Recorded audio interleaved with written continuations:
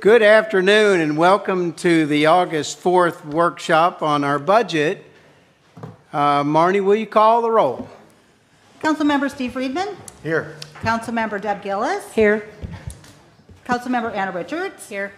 Vice Mayor Sharon Mahoney. Here. And Mayor Don Horton. I'm here. We have a quorum. Corey Abel, will you lead us in the pledge, please? I pledge allegiance to the flag of the United States of America and to the republic for which it stands, one nation under God, indivisible, with liberty and justice for all. All right, thank you all very much. Let's see here. Since this is a workshop, what I was hoping we could talk about to start with is a public comment. And I was hoping we could have public comment at the beginning of the meeting and then listen to the presentations and have council discussion on those. And everybody kind of take notes as they go through and then end the night with public comment so that everybody can kind of digest what was being said. If there's questions that may be posed to staff, that way tomorrow night, since we're doing it again, or tomorrow afternoon, if there's information that needs to be gathered and then brought back, that those can be answered tomorrow at the beginning during public comment again. So with that, why don't I just go on and open this up to public comment. Arnie, are there any people that are signed up? I don't have anyone signed up in person, but give me a sec for Zoom. Is there anybody in Zoom land? Nobody with their hand up. Nobody with their hand up. So we still will open this up to public comment. If there's any public comment, there is not, then it is closed for public comment. So why don't we go on and open it up, the items for discussion, and we can start off with the best one of all. Well, yes, Ron. I just want to do some opening comments and we turn over to the finance director. Just for the edification of the council and the public, over the last few weeks, we've been meeting with all the staff directors. We went through not an exercise, but actual discussion about where they could find savings to try to whittle down some of the expenses. And I want to compliment them publicly that they did work with us and come up with some savings that are shown here, but also want to make sure this is the beginning of the budget process. And so we're open to some changes. I know some of our employees, for example, weren't happy with some proposed changes of health insurance costs, et cetera, which we're still having discussions about. We're looking at further cost savings in other areas. So just to say that, I want to thank our staff for really working to try to come up with a budget that's, that has all the savings we can find, but we're still open to others. And the more specific that people can get where we can find savings, we're open to doing that. But I want to just say publicly that I think our staff did a pretty good job of trying to identify where they could scale back on some things and not ask for as much as they wanted to. And today we want to get more specific input and questions where we can make even more improvements to the budget. And with that, I think Hattie has done great work, and I guess we want to go according to that, but we'd have turned over to the finance director. Council, have any of y'all got any opening comments on the budget or any specific items that you would like other than just to follow the agenda for tonight? Steve, you good? Deb? I'm good. Anna? Vice Mayor? We're all good. Hattie, why don't you lead us off then? We really appreciate it. Alrighty. I'm just going to start us off with tab 1. This is just some supplementary information for you guys. The first page is just our finance department, what each staff member does for the finance department, including human resources, because she is a big part of the finance department and helps us out a lot. Just to let you guys know what everybody does. Page 2, just explaining what governmental accounting is, how we do our budget and what that means. And then next is fund balance and net position, just to explain what fund balance is, what it's used for, and how it's spent, and how we're supposed to spend it. Then we've got our fund structure, just to explain the difference between the funds, specifically general fund, and that is what I think we all need to focus on today, because that is what this millage is affecting, is general fund. All the other special revenue funds, capital projects fund, debt service fund, those all have different funding sources and are not affected by the millage rate. With that, I also attached our purchasing flow chart. We did have a recent update of the $50,000 threshold, so I wanted to make sure that everyone knew that pretty much that was the only change. We still follow all of our purchasing policies, going out for bid, getting 3 quotes. None of that has changed, so we're still doing that. Oh, sorry. You want me to do it? Yeah. The next the next page is the estimated household impact of millage scenarios. And what we did here is we took via Zillow an average Islamorada home value of $1.2 million and a $50,000 homestead exemption, and gave you guys some different scenarios to show what a monthly and annual impact of those millage rates will be for a resident that is homestead, and I also included non-homestead.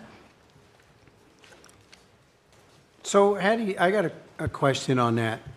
And I thank you for putting this together. We're currently set our tentative budget at 2.8.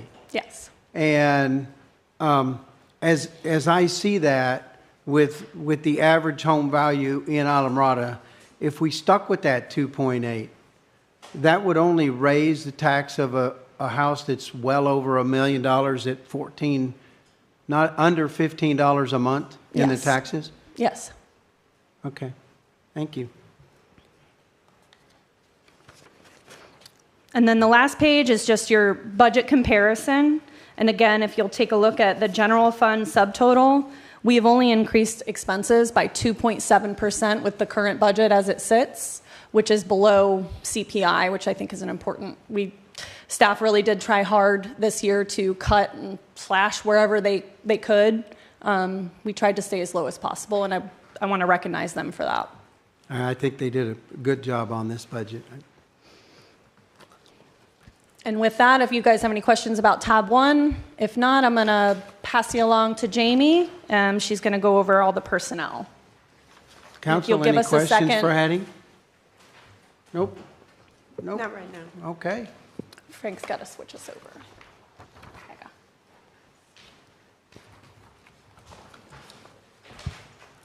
go. Good afternoon, council. Can you hear me? Oh, Afternoon, Jamie. move that closer. All right, there we go. So in your tabs, in tab 2, there's different personnel scenarios based on the different millage rates.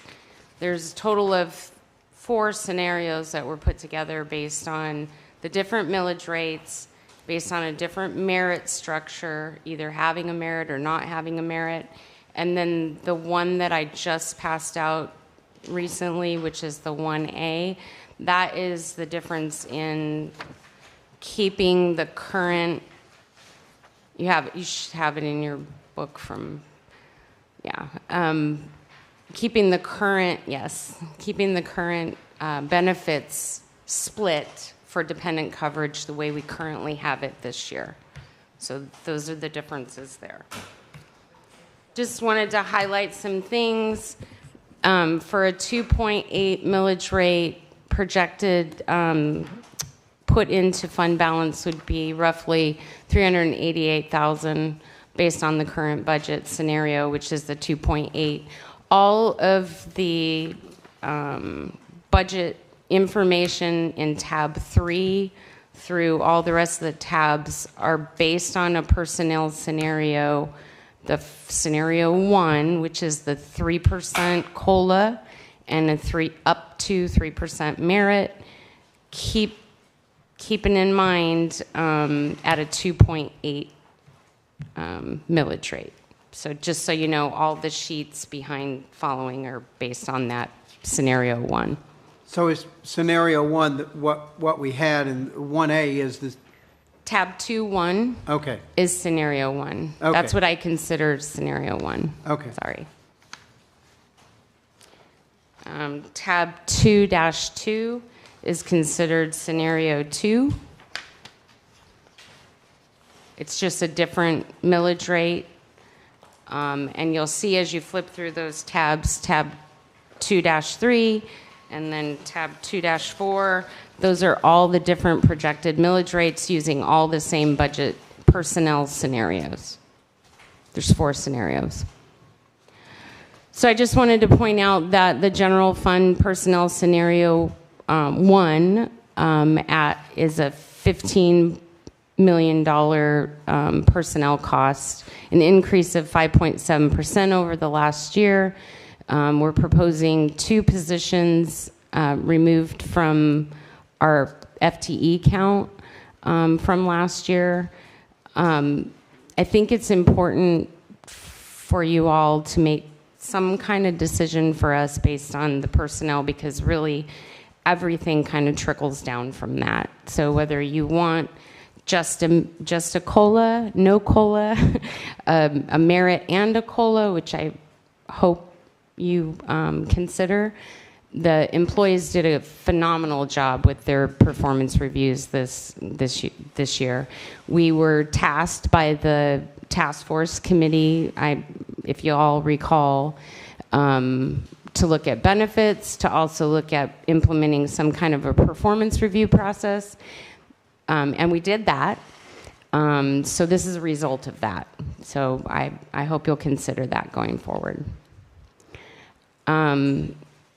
The 4 factors that really make up the personnel budget: a cost of living adjustment, a merit increase, and health and benefit rates. Those are the 3 things that we need direction from council on in order to put together a good budget for you for the first budget hearing.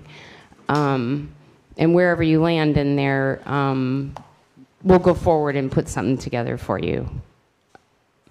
The fire rescue collective bargaining agreement is something we can't change this year. We are heading into negotiations in November for the following, the next collective bargaining that we can do. So we won't be able to impact this fiscal year with any collective bargaining that we'll do, but the next 28 years and beyond, we'll be able to impact that. Health and benefits, it's about $2 million, a little more than $2 million. Our retirement, our FRS went up in fire rescue 2%.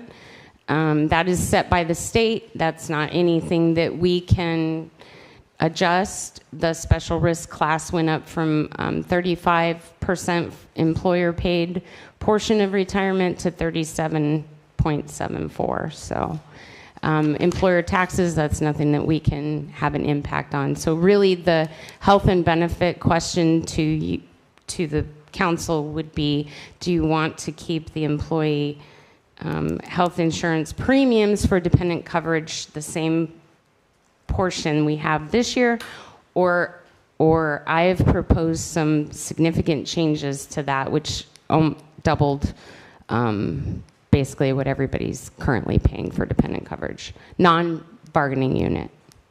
We can't change the bargaining unit.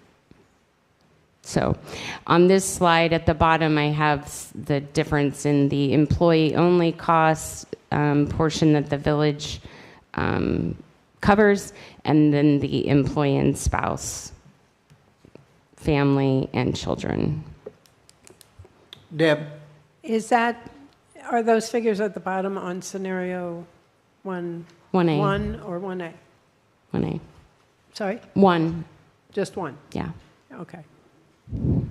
Not 1A. 1A is a little bit It's a little bit higher. lower. We Lower would pay, for the our portion employees. would, Our yeah. part is higher, Mhm. yes.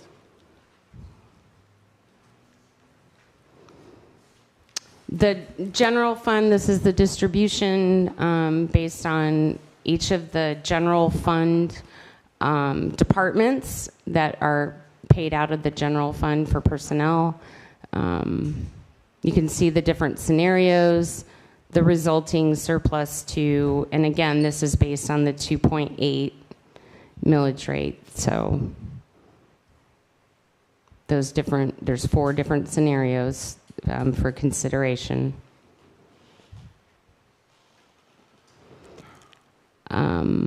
This is an FTE We're still in discussion with the Planning and Development Department.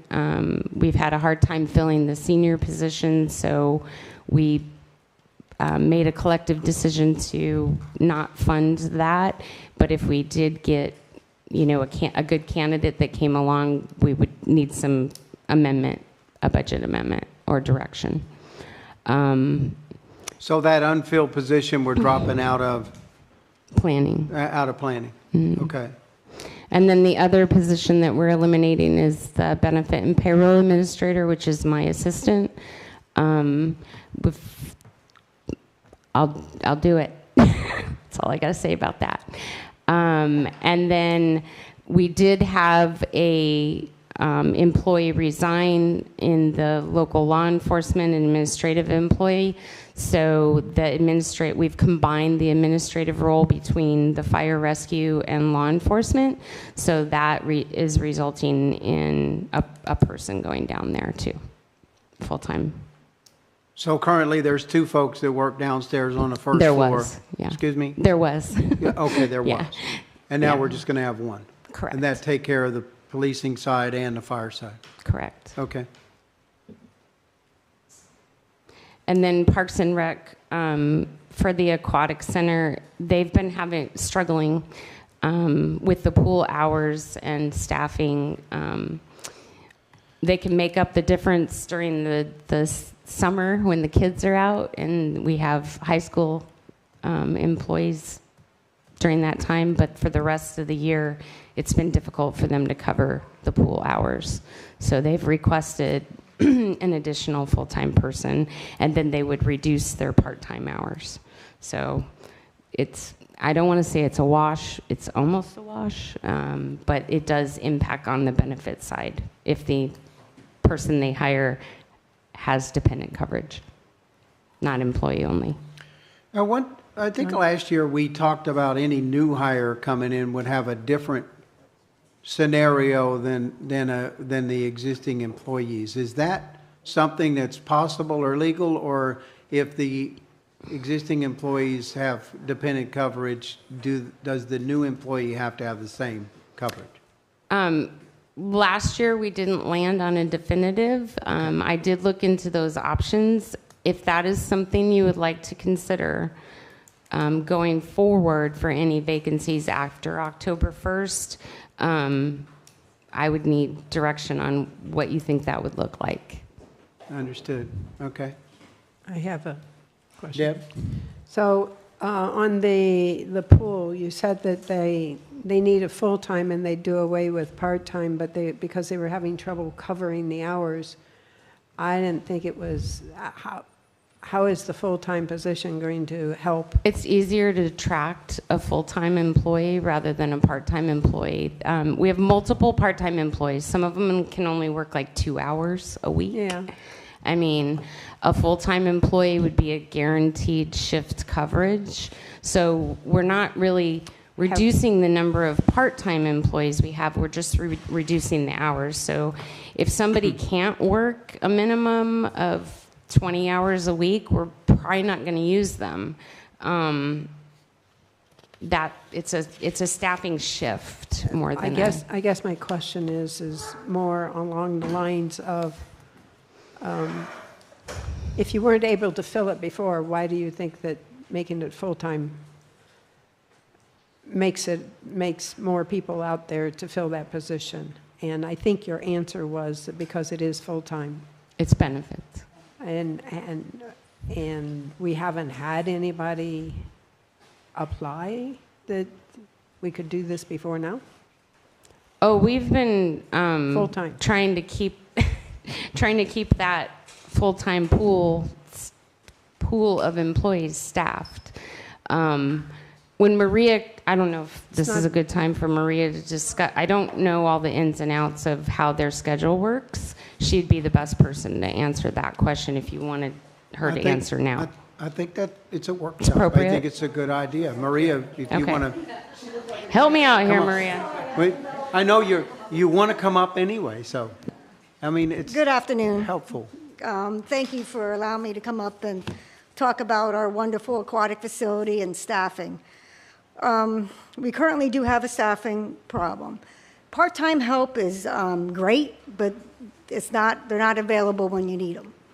Currently, we need hours for coverage during the morning hours and the afternoon when all the kids are in school or the college kids are away right now. So that's, by hiring a full-time employee, it allows us to use that employee in different hours of the day.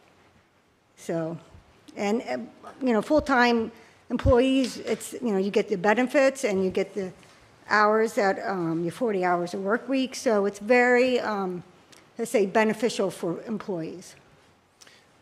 And that's an administrative position, not necessarily lifeguard? No, this is a person that's going to be sitting in that stand. Okay. Yeah, so it's a person that's going to be monitoring the pool, helping out with events. So not only do they help out with the aquatic facility, they do help out in other areas when we have events in the park.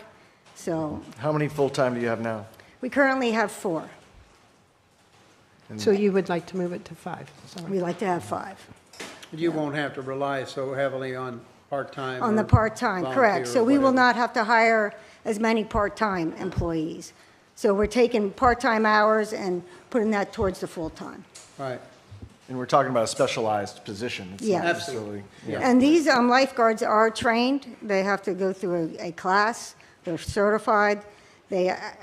Every month we have in-service training. So they're very qualified, and it's not, these positions are, they train hard, just like the fire department. So it's needed. It's really needed in order to keep the aquatic facility hours open. You'll see next week, we are adjusting our pool hours because we don't have the full-time staff to be able to keep it open our normal hours right now. So that's starting next week. And is that what happened last year, where you Yep. had to close on a day because you just didn't have enough Correct. staff to Yep. cover the pool safety? Yes. I think it's validated. Yeah. Not only that, you have a full-time employee, they're invested just like the rest of our employees. They're part of the family and not They somebody are. that's just coming and going. Yes. And I think that's a lot better for the Yes, operation. full-time staff tend to stick around a little bit longer than Yep. part-time. Right. It's part of the team. Like I said, they're desirable positions. It's steady work here, and steady work is hard to find here in the Keys, so big part of it. Do you have some teenagers or some students that are certified that can do it and do it, or? They're not, well, we do have teenagers and college students that are trained to do it, but they're not available for the full-time position. So currently, we have the full-time position advertised, and we are getting applications, so that's a good sign. So we have interviews tomorrow with 2 different individuals for that full-time position, so there is an interest. It's amazing when full-time versus part-time. You definitely get the interest. Right.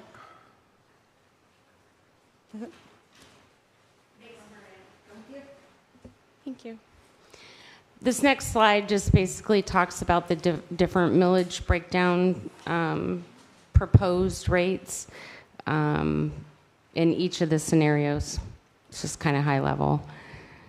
I guess the key takeaways for our scenario is that the CPI is 3.4, the local CPI. So in the budget scenarios, you'll see that the COLA is represented at 3%, but that was so that we did not go above the 6% that the CBA is getting. They do have a clause in their CBA that says if we get more than that, then they get more. So I wanted to try to give some of the merit. There's only one scenario in there that uses the 3.4, which is the CPI for the June, the localized June number is 3.4. And that's just the straight COLA only scenario, which is scenario 2. The other ones have some level of a merit increase in there. Questions? Council, any questions? Any comments at this point? Any direction that you may want to come out with so that it helps Jamie and the rest of the staff, work out through the rest of this budget. No, I mean, Clearly, she I- wants some direction in terms of whether we're going to support COLA and, Yeah. or merit, or Absolutely. none of the above, so maybe we have that discussion. I'm happy to open that discussion if y'all, I personally would like to stick at our 2.8 that we set. And the rationale behind that is, last year, we were pretty strict on our budget. Last year, we held that budget tight. I think this year, with what I've seen so far, and somebody's got to convince me otherwise, that staff has done a wonderful job at holding a tight budget. I ran all kind of numbers, and I know we all probably did. But the number we just talked about is that going to 2.8 on an average house in Alamrata only increases the taxation, if you will, by something in the area of $15 a month. I think in order to create a good place to be employed at and show staff that they're doing a good job and not raise the insurance on the employees, because if we go to any other scenario, what I'm afraid is going to happen is any COLA that they may get is going to be in the negative because of a raise that would happen in the insurances. And I think that we talked about what we were going to do with the insurances last year and where those would go. It's not the employees' fault of the situation where we're at with the insurance. That happened before this administration or even the previous administration.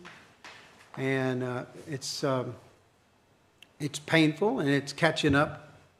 It's catching up, but I don't see a reason when I go through the past 10 years of history of this, of taxation in this village, I don't see a reason in not maintaining and holding the 2.8. But that's just me personally. Deb, your mic's on. Yes. So, yeah, I'm open for discussion on all of this. I'd like to see the 3% COLA, and I'd probably like to see a reduced merits, but I also would like to see, and Jamie, you can tell me again, if scenario 1A does this, is that we go back to the insurance line that we did last year, the benefits that we did last year, but it's not, maybe if I could read it, it says, it's 1A says 3 COLA and current merit. 3 option says 3 COLA and reduced merit. But that's got the benefits at the other rate, correct? Correct. So this, if I read these charts right, the 3, the way it's listed here, would be about $640,000 above last year. The scenario A, 1A is $818,000 rounding. I don't want to do straight COLA. I'd like the merit idea, but I would like to figure out how to get somewhere in between those, but get back to the 80-20 that we did last year for the employees' insurance. Maintaining the insurance the same as Yeah. it is now. Yeah. Where they're not Where they're, yeah, we don't take any more away from them Yeah, than, or they're not paying for any more, whichever way you want to word that. right. Yeah, but yeah. So Okay. I don't know whether that's actually depicted in one of these. It isn't, is it not? What I'm In saying. scenario 1A, it accounts for the, keeping the insurance the way it is. I But just it- want But to, it says current merit, and the 3 says reduced merit. yeah, scenario 3 is a reduced merit. It's up to 2% on the merit, and the current scenario, which we're calling scenario 1 and 1A, has a up to 3% merit. So I'm just, that's why it's Trying to find a little way 1A. to- The A means the benefit change and a couple of other I personnel understand that. things, but Okay. I yeah. understand that. Okay. So we don't, technically, we don't have a scenario laying in front of us that uses 3% COLA, reduced merit, and the benefits that we're currently using. I can bring that back for tomorrow's discussion if that's. And what- that should fall,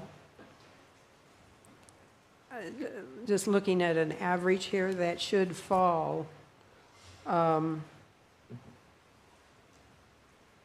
above what we see is this increase over last year of 643. It'll fall above that, but it will fall below the 818. Gotcha. And Okay. the other change that we, just as a point of reference, the other change that was made to the benefits that does impact the employees is I had to increase the deductibles, and I had to increase the out-of-pocket, and I had to increase the copay for urgent care and hospital ER visits in order to maintain a 10% increase in the overall premium. Otherwise, we were looking at a 15 to 18% increase in the healthcare coverage if we were to keep the deductibles and the copays and the out-of-pockets all the same way. So when I say the same as last year's benefit, the actual benefit itself changed, first of all, to Okay. reduce the premium. And then from the premium, the calculation that I was passing on to the employee for the dependent side of the coverage increased, almost doubled, went 100%, which is doubling it. In some cases, it went 120% above what they were currently paying. So the scenario to keep it the same is to keep the calculation on what the employee would pay on the premium. They are also having a 10% increase on that in premium as well. So Just the because. overall premium went up 10%. So they are experiencing that increase.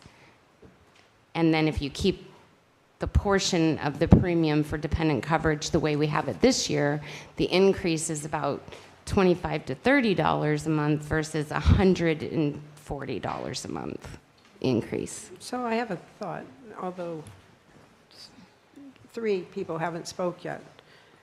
Maybe it might be easier for us to say, okay, do we want to do the COLA at 3% or 3.4, knowing that at 3.4 there's no merit? We break it into pieces. In other words, we talk about the COLA, and then we talk about the merit, and then we talk about the benefits, or any order that you want to talk about. I'm fine either way. Yeah, no, I get what she's saying, but I think that it almost has to be the other way, is we have to land on what the COLA would be by looking out for whatever we are talking about, what we want to talk about as far as the Benefits. merit and the benefits, right?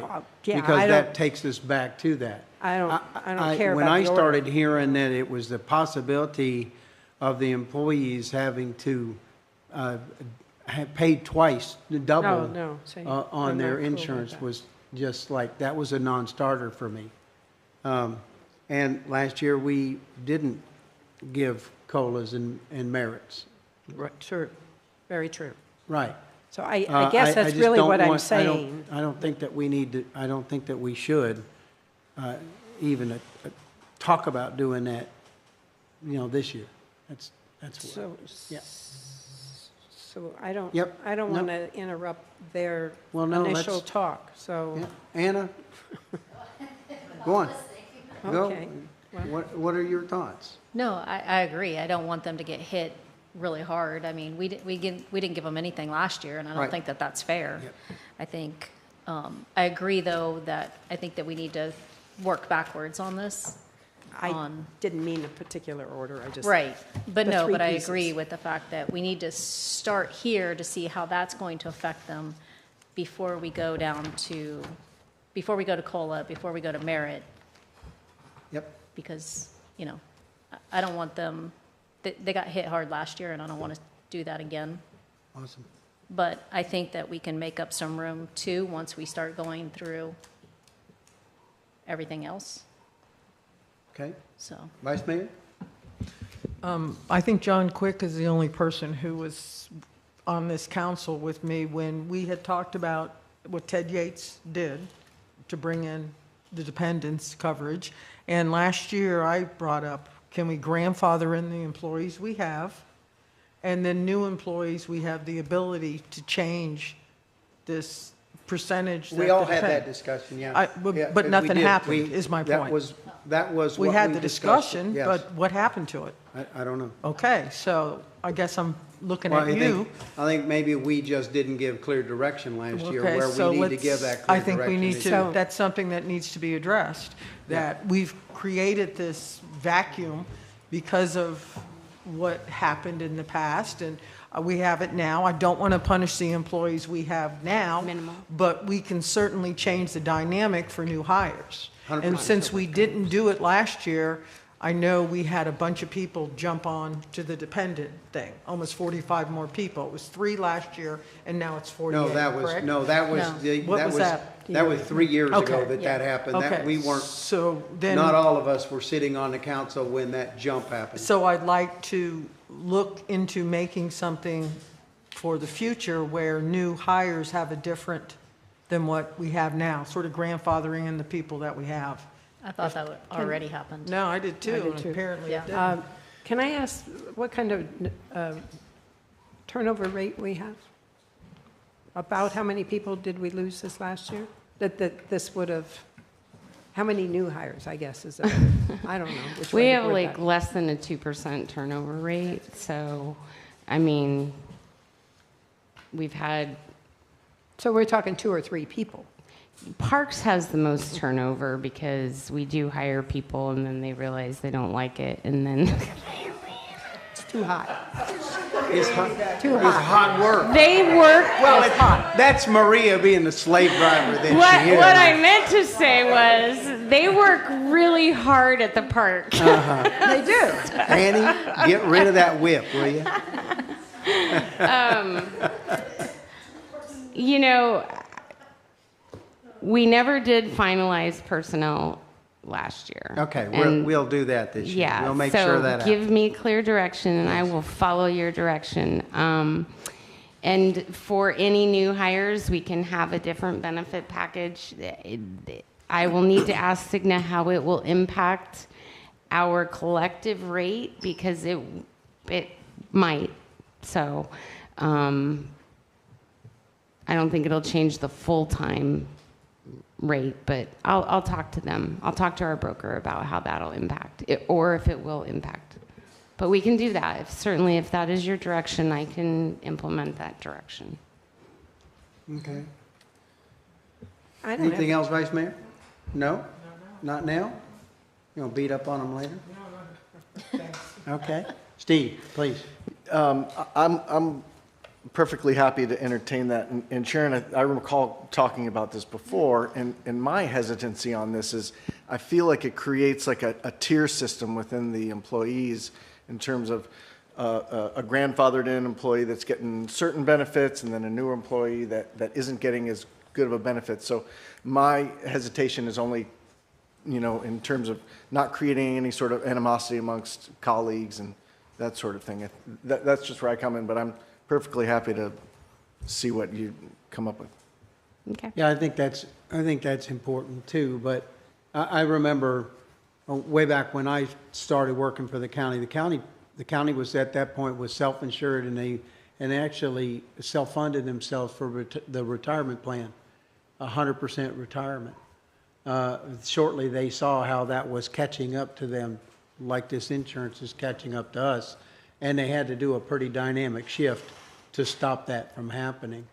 I think that, through attrition and through new hires, I think, everybody gets hired under a certain contract, if you will, arrangement. And I think it's fair as long as somebody goes in knowing what their responsibilities and costs are going to be. I just don't think it's fair to have current employees that are on one hand saying you're going to get a raise of some sort, whether it's COLA or merit, and on the other hand, we're going to take that and more away from you because we're going to raise your insurance twice as much as what it is now. Yeah, we're just having to live with what I always say, the sins of the past. And we're going to have to deal with it, I think. Deb? So if I'm hearing, going around the table here, is that the benefit package should be last year's benefit package, and it should hold, but something different needs to be created for new hires, right? That's what I'm hearing. That's what Sharon wants. Okay. Anna, you're good with that? Okay, So we're talking about 1A at this point? Is that basically what we're talking about? Well, we haven't talked about the other two pieces yet. Okay. No. All right. We just talked about insurance. Okay. Let's not Just push the it. benefits. All right. Just the benefits at this point. Just the benefits. not push Okay. it. But she needs guidelines as to what the new hires get versus, Oh, yeah, you're going to have to So work that out.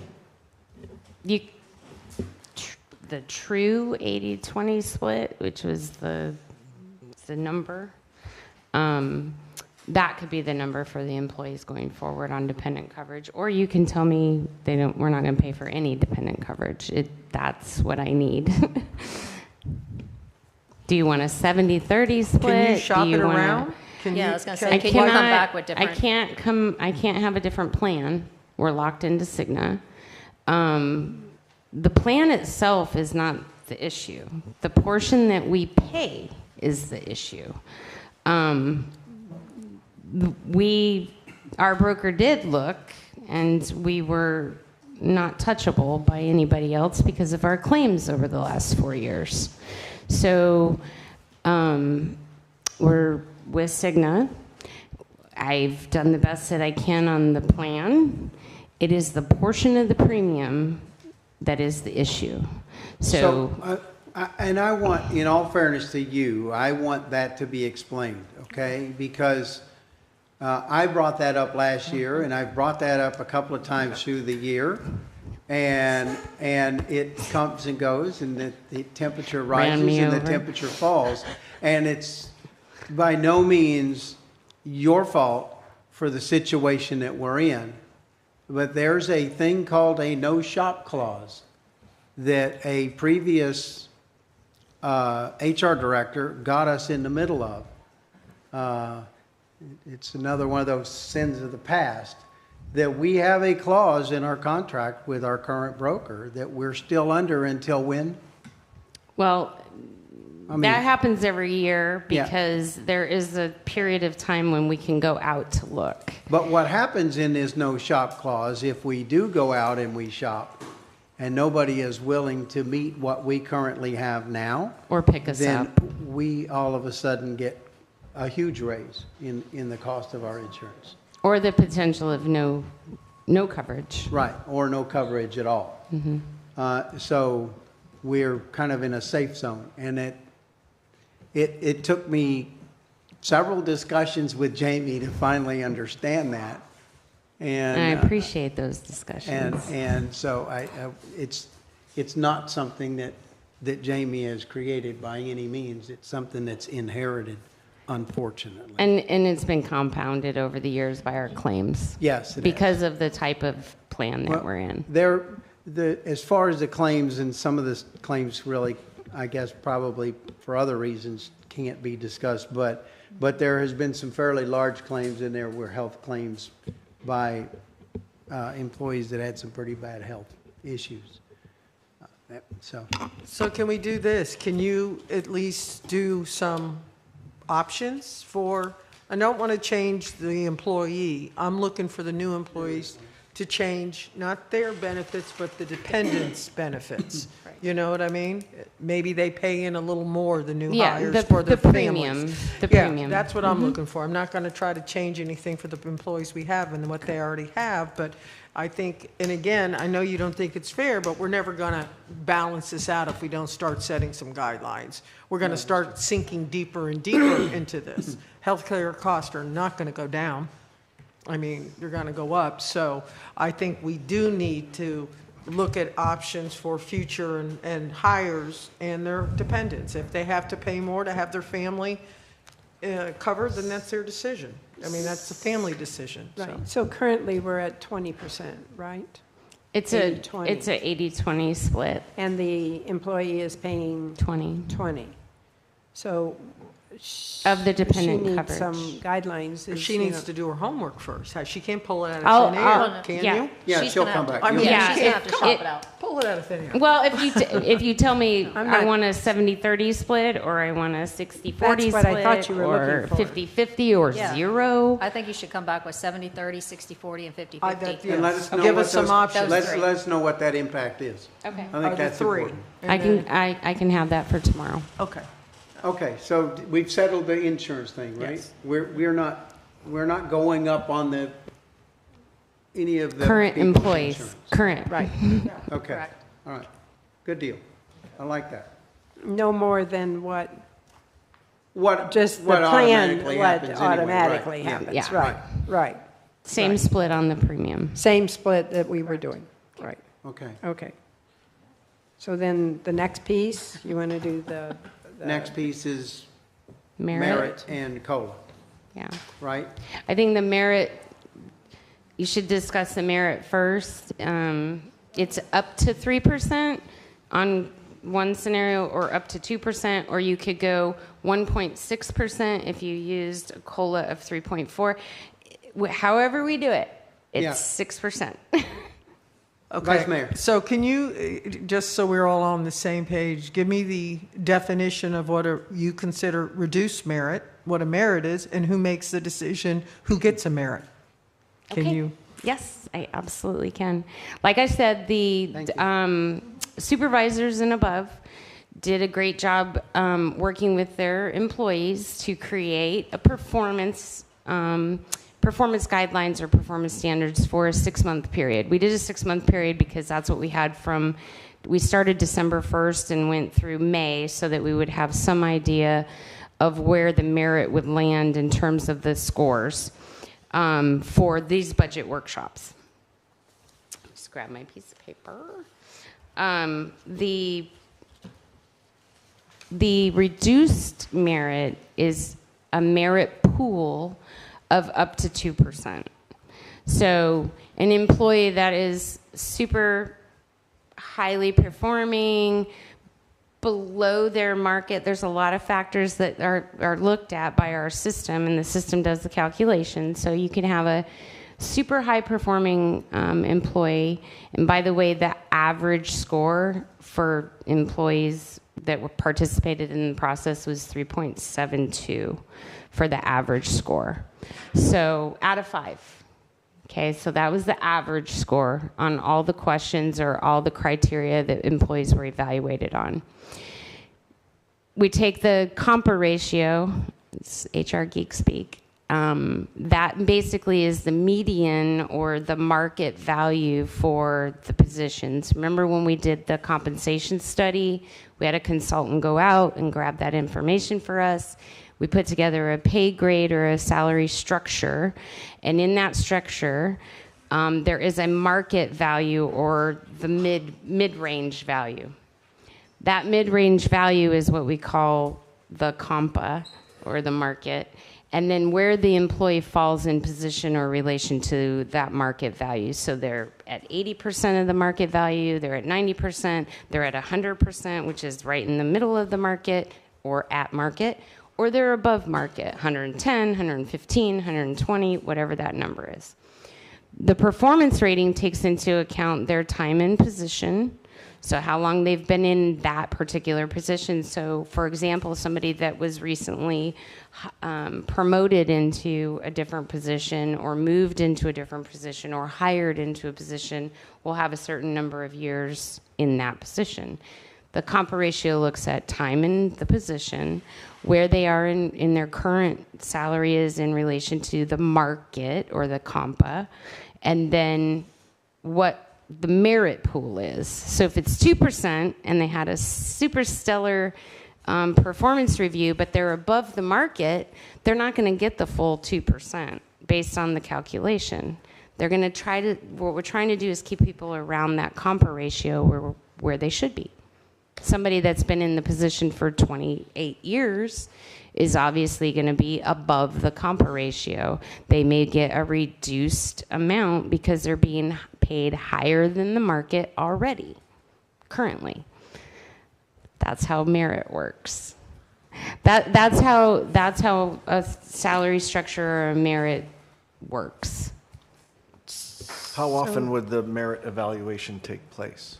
So we started our new cycle, and I'm trying to make the cycle be an annual cycle, ending in enough time for us to put together, because there's peer review, there's Ron and I sit down and we go through here's how everybody was rated. Here's the ones that I kick them back if they don't put enough information in there, and my peers can say they've had them kicked back if they rated them a 4 or a 5, and I'm like, you need some more information in there, what made them so great. They did a fantastic job, and those ratings came through. Everybody was looked at, and then the system calculated how much. If the merit pool is 3%, not everybody's going to get 3%. It's based on their performance rating, where they are in relation to their market rate, and how long they've been in the position. It's not something I did. Brought up. Your mic. So somebody that is elevated and most recently would get less than somebody that's been in that position for... They could if they're above the market. If they're below the market and they're below... So 0 to 3 years, your compa ratio should be like 85 to 95%. 0 to 3 years in the position. What we try to do is hire people no less than 85% of compa ratio, because they'll never catch up. They'll never catch up with they'll never catch up to market. Right. Market is the value of the job. Sure. It's nice to have everybody around market, but we don't hire people at market, because then they overprice themselves. You go above market.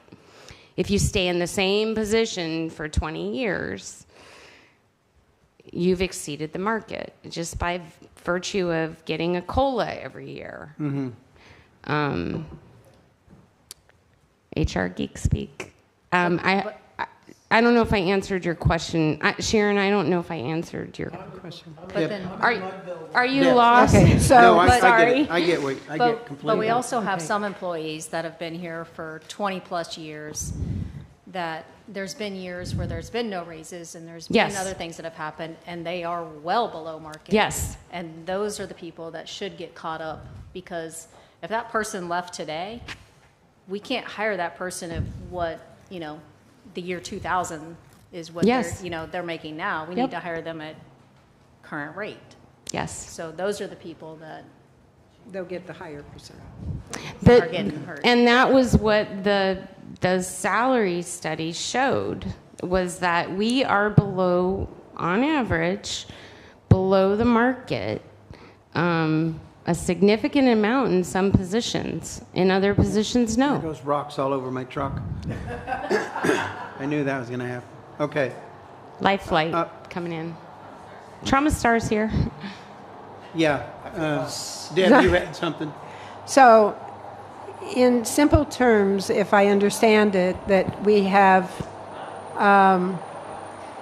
competition in the How about mines. do we want to take a break? How about a break? Yeah, until that's done.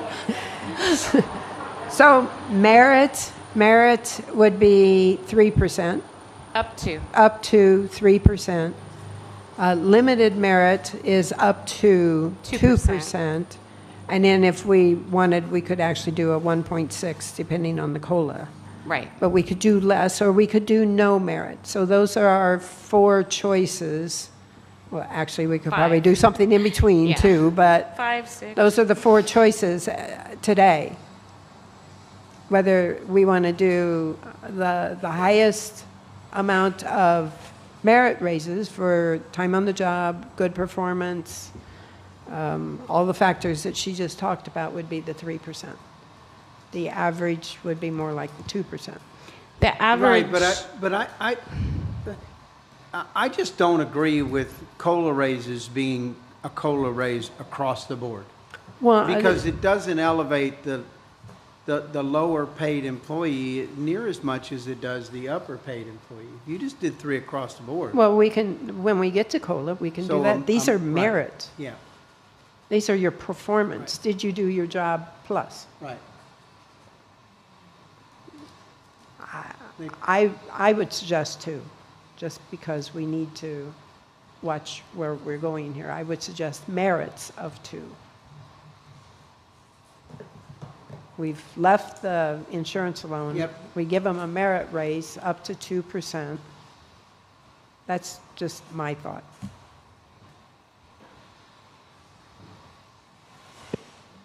Yeah, Anna, I can go along with that one. you can, and Steve? Yeah. Sharon, Vice Mayor. You're there? Okay. Now we have COLA. Now we have COLA. Now we have COLA. Anna, your mic's on. Oh, you didn't want to be on the hot seat, didn't you? Jamie, talk to us about COLA. The CPI is 3.4.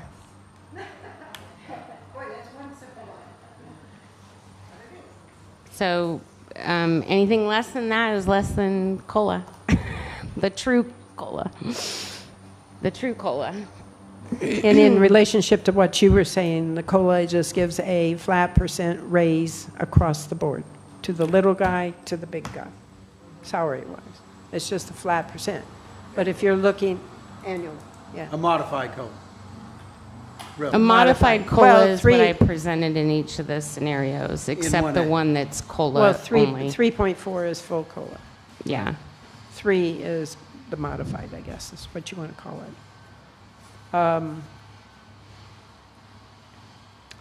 In the past, several years ago, we did a split, and it has to be by category these days as opposed to a dollar amount, but in the past, it was an easier break, that anybody that was 100,000 or less got a 3% COLA.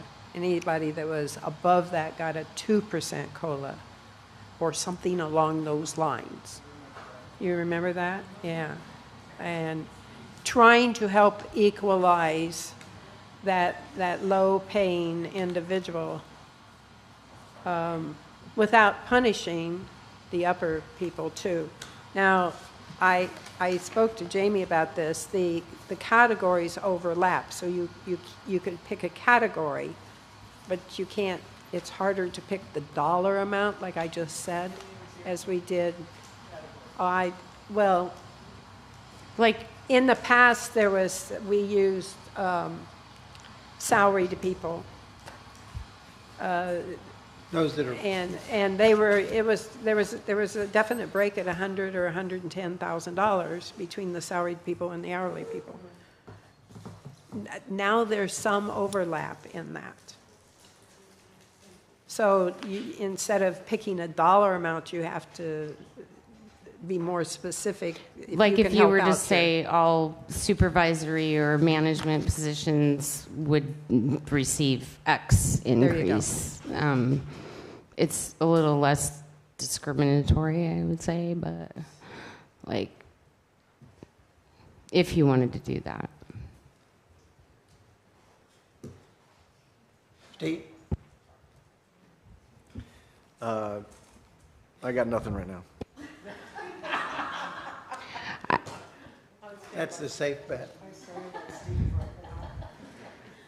It's just kind of as a general something to think about. Our average annual income for the village, excluding directors, is $65,000 and some change. And the annual median income for Monroe County is $129,000. So.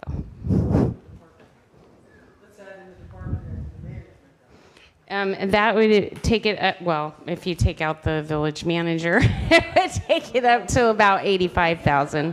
It doesn't adjust that average very much, but.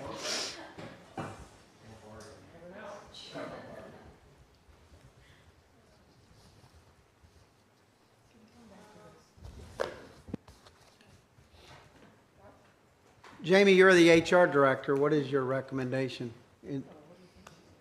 Well, I think she's going to be honest and frank with us. I mean, that's her job.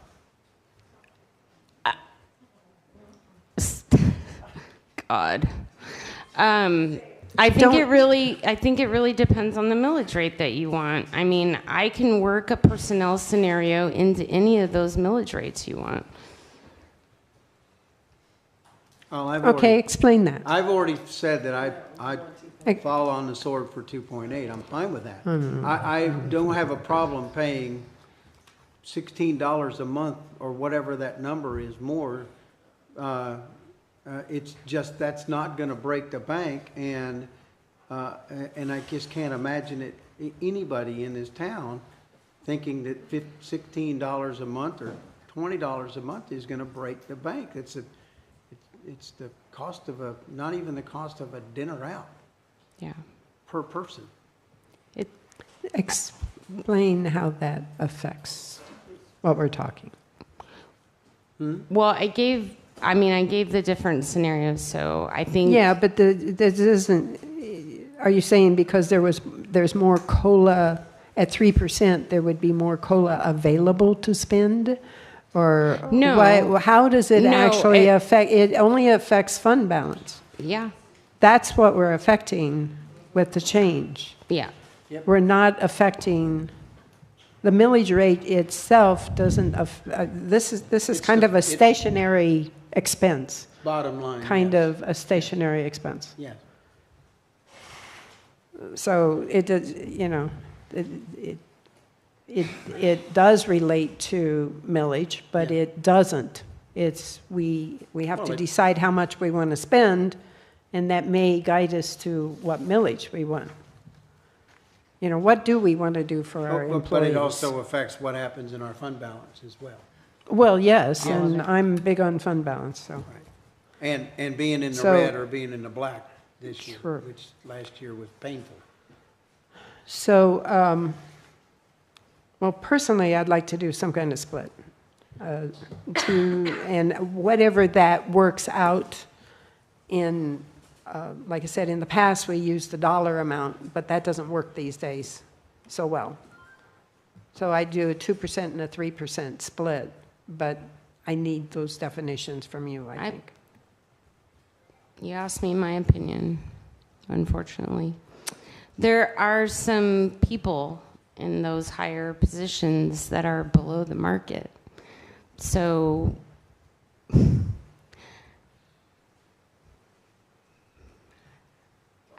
if you ask me in a perfect world what I would recommend some salary adjustments to get people to where they need to be. And then I'm not a fan of COLAs. I'm just not. Never have been. And I know my peers back here don't like to hear that, but I'm a fan of performance. I would rather have the COLA lower and the performance higher. Our average performance rating, like I said, and then if you look at all of the scenarios that are presented, the average increase is only 1.07. We don't even get to the 3% or the 2% merit pool. It's a pool of money. The merit pool is a pool of money. So some people are going to get more. Some people are going to get less. In a perfect world, that'd be my answer. But again, you tell me and I'll work the numbers for the personnel. So if I'm understanding this, let me think about this a second. Are there scenarios where someone is looking for a merit-based increase and that they don't get it? Is there a way of like appealing that to say, hey, maybe the person that's evaluating this doesn't like me, or is it just kind of strictly sort of protocol and percentages and all that? All the employees had the opportunity to sit down with their leaders and go through their performance review. I believe everybody was pleased with the process, and at that particular time, they would have the opportunity to challenge the performance review itself. The dollar figure placed on that is a formula. It's not subjective. It just is, and if you scored this, you get this. If your time and position is this, you get this. But is that based off of qualifications and degrees and certifications and those type of things? Or, as you've improved yourself through your job through the year or whatever? Or is it just because you show up to work every day and you're polite to people and you answer the phone and every now and then you return a phone call and so your boss thinks you're doing a good job? That's what the performance reviews are for, to recognize the employees that have gone above and beyond just meeting expectations. And the directors and the supervisors did a really good job with that process. So I have a question for you, Don. Yes. You're not a fan of COLA. So if you're not a fan of COLA, there's always, and if this isn't even a possibility, please say so. If we reduce or eliminate the COLA, reduce the COLA to 1%, so everybody gets a little bit of something. Yeah, that's about right. You're right. It's not going to be much. But then back up and put more in the merit fund. Take it to 4% instead of the 2% that we all just sat here and talked about. I would recommend on the COLA side nothing lower than the Social Security increase of 2.8. Okay, see, that's what I think need there that still from you. needs to be a cost of living increase. But Yes. I think that the merit increase I'm not needs saying to weigh zero. heavier on. I'm sorry, what's that? I said I'm not a fan of it, but I don't think people Right. don't deserve Yeah, it. I'm the same way. Yeah. It Yeah. doesn't bring the lower employee up in any way when you just, it elevates the higher, the 100,000 at 3% is much more of an increase. Oh, of than, course. as you Yes. know. Yes. Right. But I think that there has to be a COLA because even, So, like you said, even Social Security is almost 3%. So you have to have. 2.8. Yeah, and they But they didn't receive it last year either, so, Exactly, for and they example. didn't receive it last Yeah. year. So they're still playing catch up on but the I believe Social that Security we need to itself. weigh heavily on the merit increase as well. Yeah. Anna? Well, and I think on the merit thing, and I think that from everybody that I've talked to also, is that on the decision, and don't take this personally, please don't. I won't. I think the decision on a merit base should be up to, I think, HR, finance, the department head, and the village manager. I agree. For the person in that department. I think those four people should all come together and decide on a true merit. Like, did this person go out? Did they go out and get extra schooling? Did they do, like you said, Get another did they answer the certification. phone or, Right. It's Yeah, more I than showed up just to, answering yeah, the I showed up to phone work today, I, so. I did Showing have up to those work. conversations with the department heads. No, but I'm saying, if, to do this, I think that that's how it should play out. It was played out that Okay. way. So- I had those conversations with the department heads. So just to make sure it's, everybody feels like they're treated fairly and not because somebody doesn't like me. or- Steve, Yeah, I'm in agreement in principle that I think we should have a lower COLA and a higher merit-based reward system to create that motivation. yep. What those numbers are, that's what we need to figure out. Well, what I just heard is that the COLA should probably be at that 3 or 2.8 for at least, because of just the cost of living increase of everybody. So what scenario are we So walking down that's right now? none of these. Well, what I've heard is. We just get you a different scenario? 2 or No, 3. I mean, if you wanted to do a 2 point, at any rate, we cannot go above 6. A combination of 6. Yep. So why not do 2.5 COLA and 3.5 merit?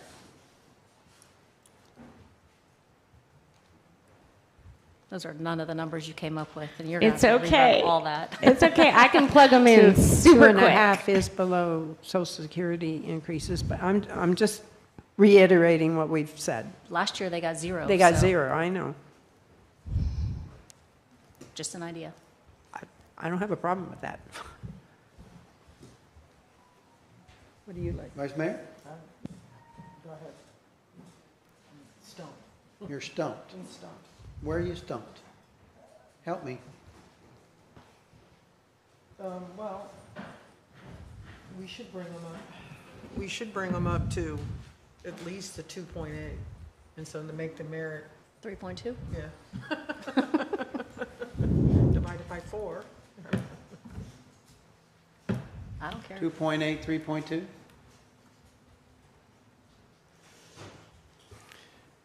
Yeah, I mean, it'd be interesting to see the numbers between the, tenths of a decimal point. At that point, we're back to the 3 and 3 almost, so. Yeah, that's what I was going to say. Like it's in a, the calculation, when I switch the number from up to 3%, the calculation is going to run through. And if it's 3.2%, it's going to just adjust that number slightly. But the salary itself for the budget personnel number itself will be very, very close, off by pennies. So scenario 1A is 3% COLA. What is the merit? Plus 3% merit? And then keeping the current benefit. Correct. Seems like that's what we're talking about. I'm okay with that. I think that's where you just all landed. I'm okay with that. I'm fine with that. To Right be there. honest. Just right there. We have to run around the tree It's 3 okay. times before we can come up to I'm the with you. answer. I'm with you. I'm tracking. Yeah. I'm fine with that. It's fine. I'm fine. You okay? Steve? Yeah, Vice Mayor? I see Anna nodding. Deb? Yep, Let's do it. 1A, 1A. to be clear, yes. To be clear? And also the benefits for any new hires October 1st and beyond Will be will get, adjusted. and I'll come back tomorrow with some 60-40, 50-50 scenarios for the cost for dependent coverage. Okay. Correct. And the press leaves. Thank you. Okay.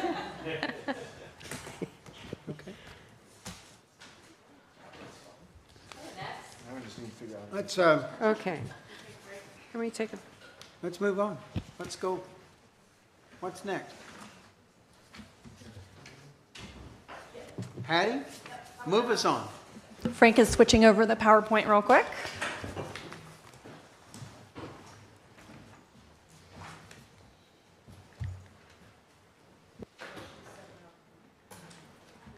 Okay. There we go. Oh, I can wait.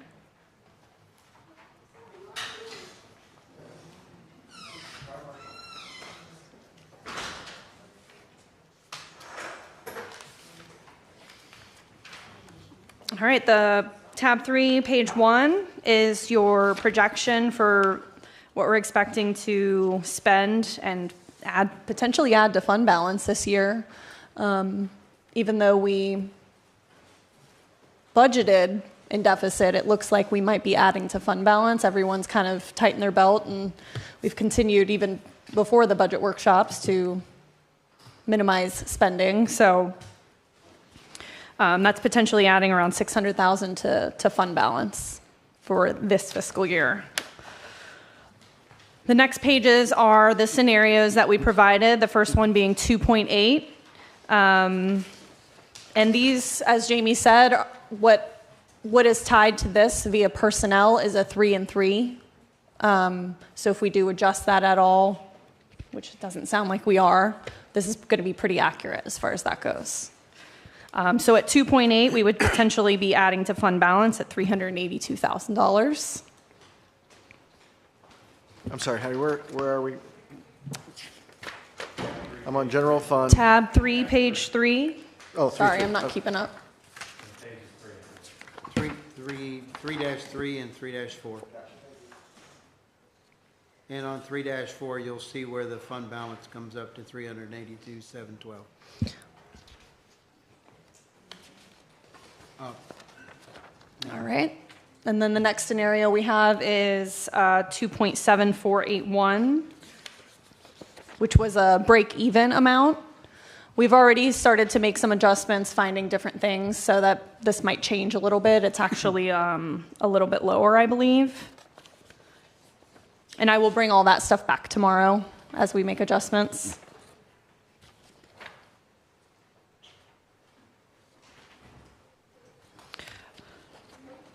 This next scenario is 2.7231. This has to do with the voting.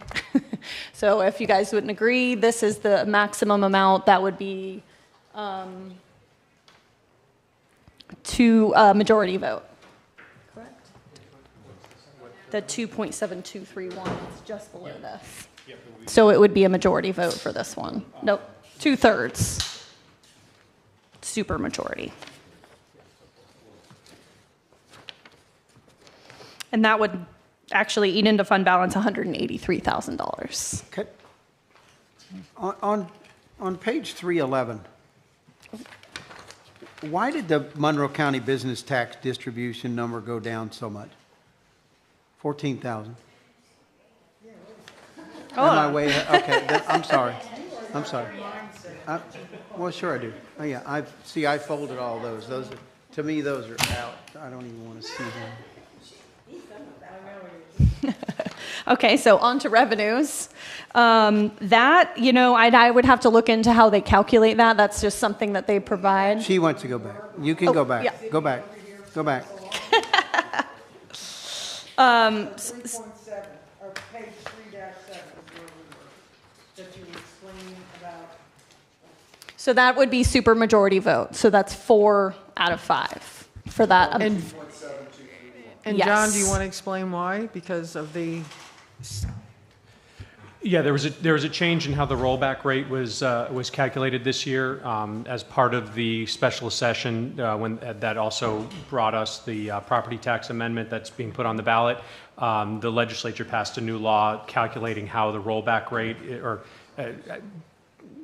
directing how the rollback rate is calculated. So that's why you see the rollback rate and the supermajority and the unanimous vote are a little bit lower than what we would be used to in years past, is that's based on that new calculation. just making sure you guys understand. Fully understood it. Okay.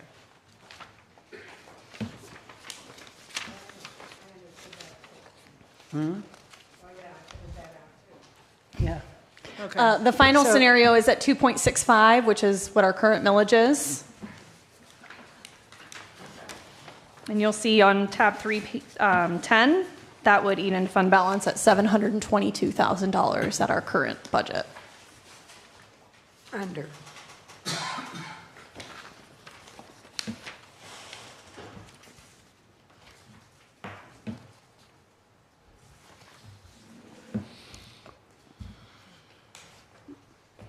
Anna?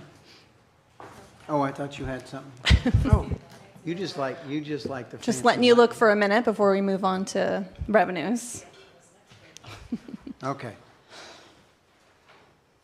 So as far as the Monroe County business tax, I can look and see how that's calculated. The projection is based on numbers up to 5/31 of this year and then last year's totals. So at the end of this year, that projection could potentially increase to get closer to that 35,000. And then I would adjust the revenue numbers for you before the last budget hearing. Interesting. And we do not have a lot of the numbers yet from the state, like communication services tax. That is supposed to come out at some point this month. So what I've used is last year's number. Hopefully it doesn't decrease at all, but that's what's currently there.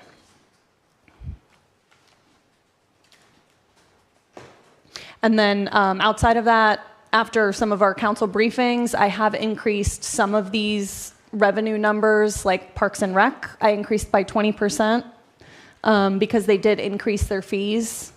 So that number will increase a little bit and help fund balance.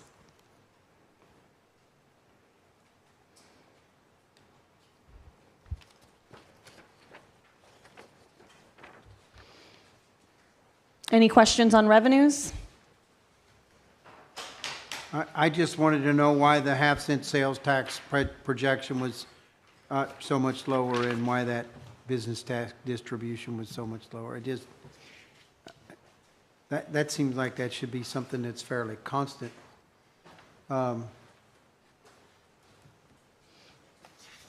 We just don't have those. We don't have those numbers yet. You don't have the number yet. Yeah, those will be the half-cent sales tax will be one of the numbers that once I receive it, once they make it available, I'll update these forms for you. So you're just being conservative. I am being conservative. Wonderful. Okay. So some of the information I get through TDC does indicate that those numbers may be down because tourism is down, and that's where a lot of that comes from. Okay. So it might be to our advantage for her to be conservative until we see the numbers. Okay. And so like the park entry fee, that you're estimating that to be a projected 20% more than what's stated? Yes. And that I'll was provide because that of tomorrow. Raising the park entry fees. Yes, they Right. did. They did. Yeah. Okay.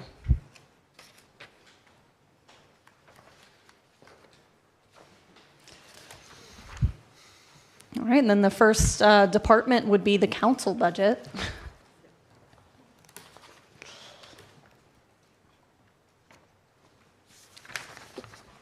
So I'll turn that over to Marnie. She kind of handles tracking and working on your budget.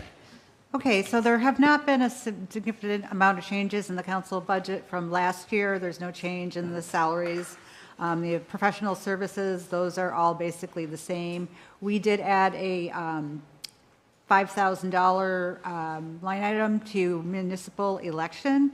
The new supervisor of elections is organizing her office a bit differently, and we are not sure of what the costs will be to the village for the election services that they provide the way that they provide them now.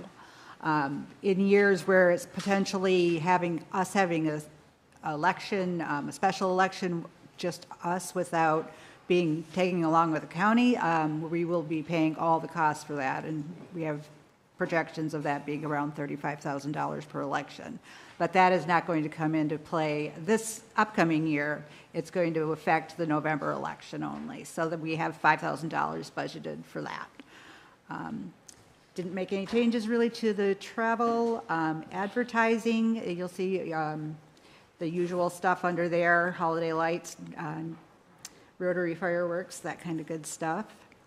And then we have just dues and subscriptions, the various organizations that the council belong to, Florida League of Cities, League of Mayors. And if you have any questions, I'm happy to help. Deb, or I'm sorry, Deb? Vice Mayor? Okay, I thought I heard you saying something. Just real quick, so any of those costs associated that you now are tasked with in terms of any elections, because of the new policies of the county supervisor, we are to incur those expenses and they're not reimbursable by the county or anything? It's all kind of up in the air right now. We really don't have an answer, so that is why we are budgeting something. In the past, we have not had to pay for these services. But we do have a different supervisor of elections now, and, until we figure out through our first election with her how that's going to work, we don't have a solid number. But based on my previous experience back in Michigan, just how much things cost for election-wise, I'm sure they've changed in the 4 years since I've been gone, but, those lower costs that they charge us for should not exceed that $5,000. Well, it seems like if there's a reduction in service from the supervisor of election, we should get a reduction in our county's ad valorem taxes then. That'd be nice. Do we get any kind of revenue for them using our buildings for elections? We do not, to the best of my knowledge. I don't think anybody does, the churches or libraries or anybody. Probably not. wherever they It was a hold the curiosity elections. question. I don't and- think anybody gets it. Because of the fact that they just eliminated one of the voting places this year. Yeah, I wondered if it just brought it to mind. all right. We're pretty much at the supervisor's discretion of where she wants to put precincts. I wasn't questioning that at all, so, okay. You see it travel and per diem, we're at 20,000, and we only spent 11. I think we could easily put that at 15. Yeah, we just kind of base that on, it's a hard thing to estimate because you never know what's coming up and when people are going to be They don't able need to go and, nowhere. They're good. But yeah, I don't disagree with that. We do have some more expenses coming up for Florida Florida League of Cities that will be Conference. adding to that projected balance. We'll probably bring it closer to 15. It'll bring it a little closer, but Yeah. it's but your still budget, gonna so we be- can reduce it if you guys want us to Still- reduce it. Still should be closer to 15, I would think. I can't imagine it being more than $4,000. Great, we'll do that. Thanks. How much you It plan on just- spending? It just depends on how many people go, Yeah. because I didn't go to a lot of them last year, You don't go, that's 2,000 or 3,000 right there. Yeah. Yeah, there were a Each couple time. that Steve wasn't able to get to, you didn't get to Yeah. go. Right. Sharon wasn't able to go.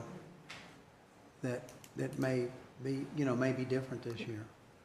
I think it's probably Leave- prudent to plug the number in. You can leave it if you want. If you want to spend the money.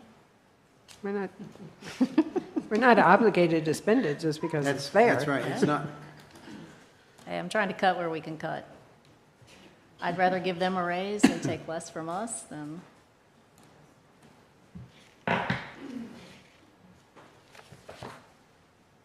what number you want to plug in there? 15,000? yeah, that's what I said. Okay. Drop it by 5? Yeah. Plug it in? Done. Done. Bam. Okay. Instead of 20, we're looking at 15, is that right? Yeah. On the- I'm good with I that. also want to just let everyone know before all of the rest of the departments go, we transferred all communications and a lot of the dues and subscriptions to IT. So you'll notice a huge jump in IT and a reduced budget for most other departments because of that. And Vince will, when we get to him, will explain everything to you.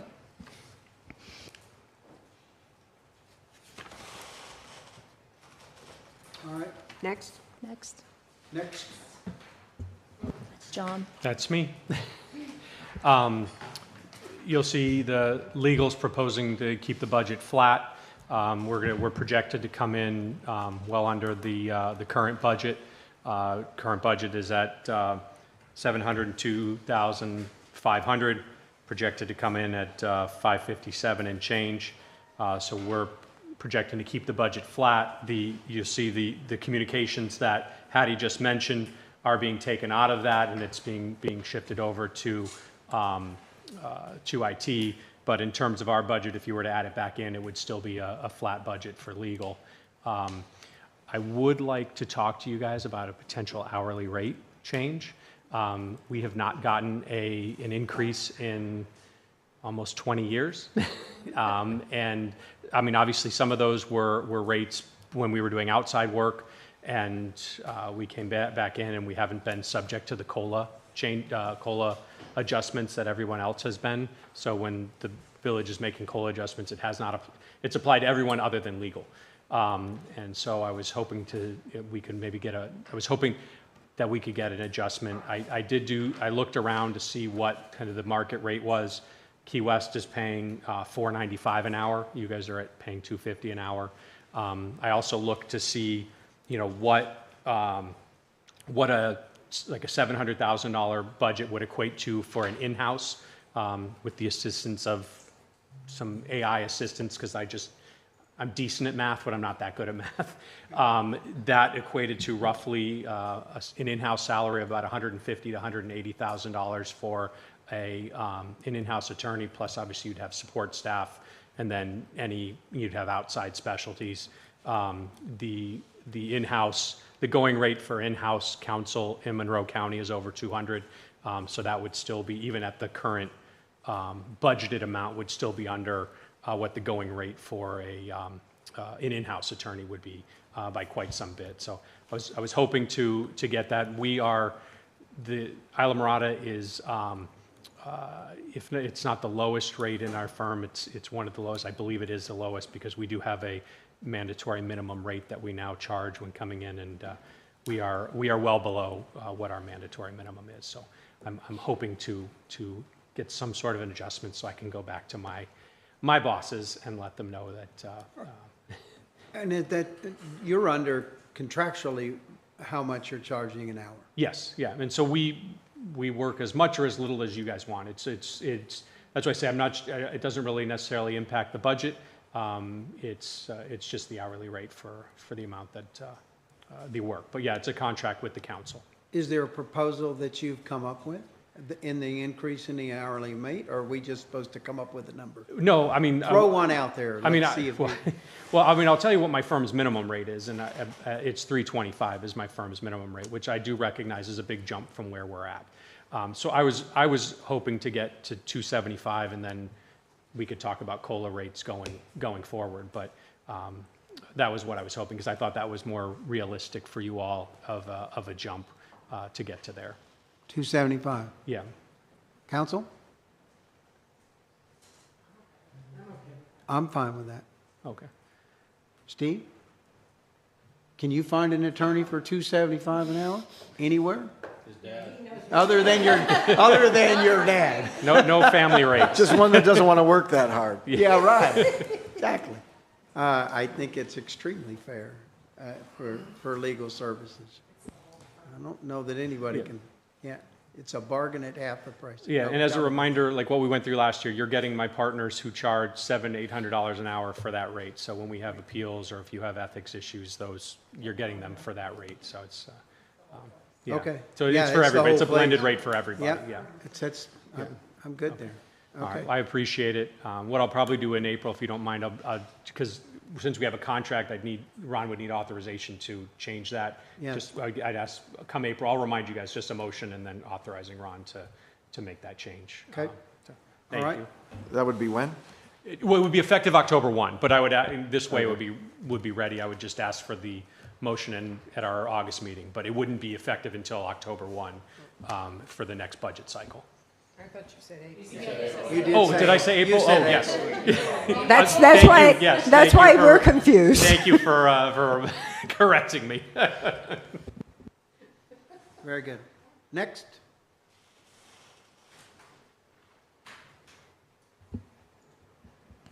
Village manager, which we've got quite a few contributors. The manager's budget is reduced primarily because we lost one position that Jamie offered up, and also we have a couple of canal projects that have been completed, so they're no longer in the budget. So it shows a $184,000 reduction, but that's primarily because those things are no longer going to be in the budget. We don't have any more canal projects on the books for this coming year? That's a Peter question, but we have some ongoing projects. It's just not under my budget. It's not in your budget, okay. Right.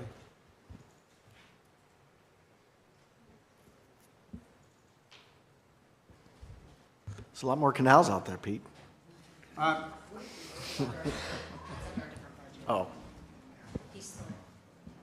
Yeah, it's under here. It's in here.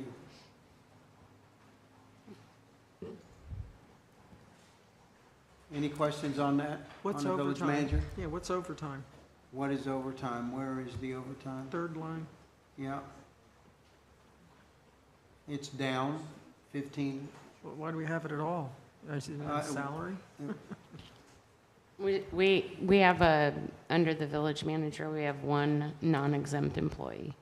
One what? Non-exempt, employee. meaning they get overtime, so it's just in there in case.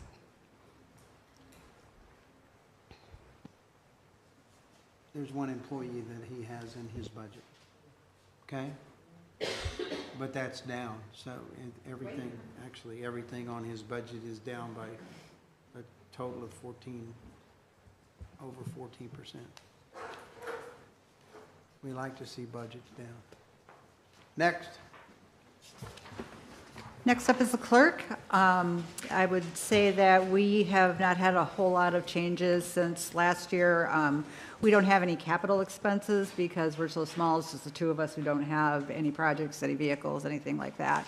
So what you're looking at from us is professional services. We have MuniCode, which does our codification of our code of ordinances. We do that ourselves, but they host it. But that might be coming out. Yeah, it's moving. Allpoint is our shredding people. We're working really hard on getting rid of the paper, and so this year we did a big shred, and we would like to do another one come October after the new budget season starts, so that we can, get that all cleaned up. We've included Easy Vote Solutions, which is your campaign finance reporting software that you've been using. We implemented that. Actually, the whole county is using it, all 5 municipalities, and it seems to be a nice way for people to find information easily on public campaign financing. So that's what that is, and that's why that's new. As mentioned earlier, IT has assumed all of our software costs, so you won't see those here. For dues and subscriptions, we have our Just FOIA, our public records request, but that is all the things that are kind of moving along. So we have that, and then back to my touch the button, lost my place. How do you compare on your Just FOIA? When you get these public information requests and stuff, and you charge, is there, do you break even on that? You lose money every time there's an request for information? We are much closer to actually putting in the revenue that for the time that we spend. And I will tell you, we spend a lot of time on public records requests. I look at those. Yeah. And so the first half hour is complimentary, and then after that, it's $28.30 per hour. And if we get the, somebody asks for something and it's a huge file and we have to go through and we have to check to be redacted and then that comes into play with the charges. And it's much easier to charge them through Just FOIA because they can pay directly on credit card. It's just something that's instantaneous. It's really transformed the way that we're able to process our public records requests. It coordinates with all the departments, and it's been really helpful. And I had not figured that out, but I'll look at it for tomorrow. Statutorily, or is that first half hour supposed to be complimentary? It is. It is? Yes. Okay. Yeah, the state wants as few charges to the requesters as possible, and my personal preference, so do I, but when we have something that is a big order that has, multiple departments, and we have to end up, for 2 hours working on something, it's not fair that the entire taxpayer base should be paying for someone's personal request. Okay. Any questions with Marnie? Next. All right, finance. Big changes you'll notice, salaries and wages. We're refunding my staff accountant position and reducing professional services. Another big increase you'll see is a 10% increase for the insurance. That is just putting the maximum amount that they're planning to charge. It will probably go down, hopefully, to around 6% increase. Other than that, everything else is pretty status quo. I tried to reduce as much as possible with the rest of it.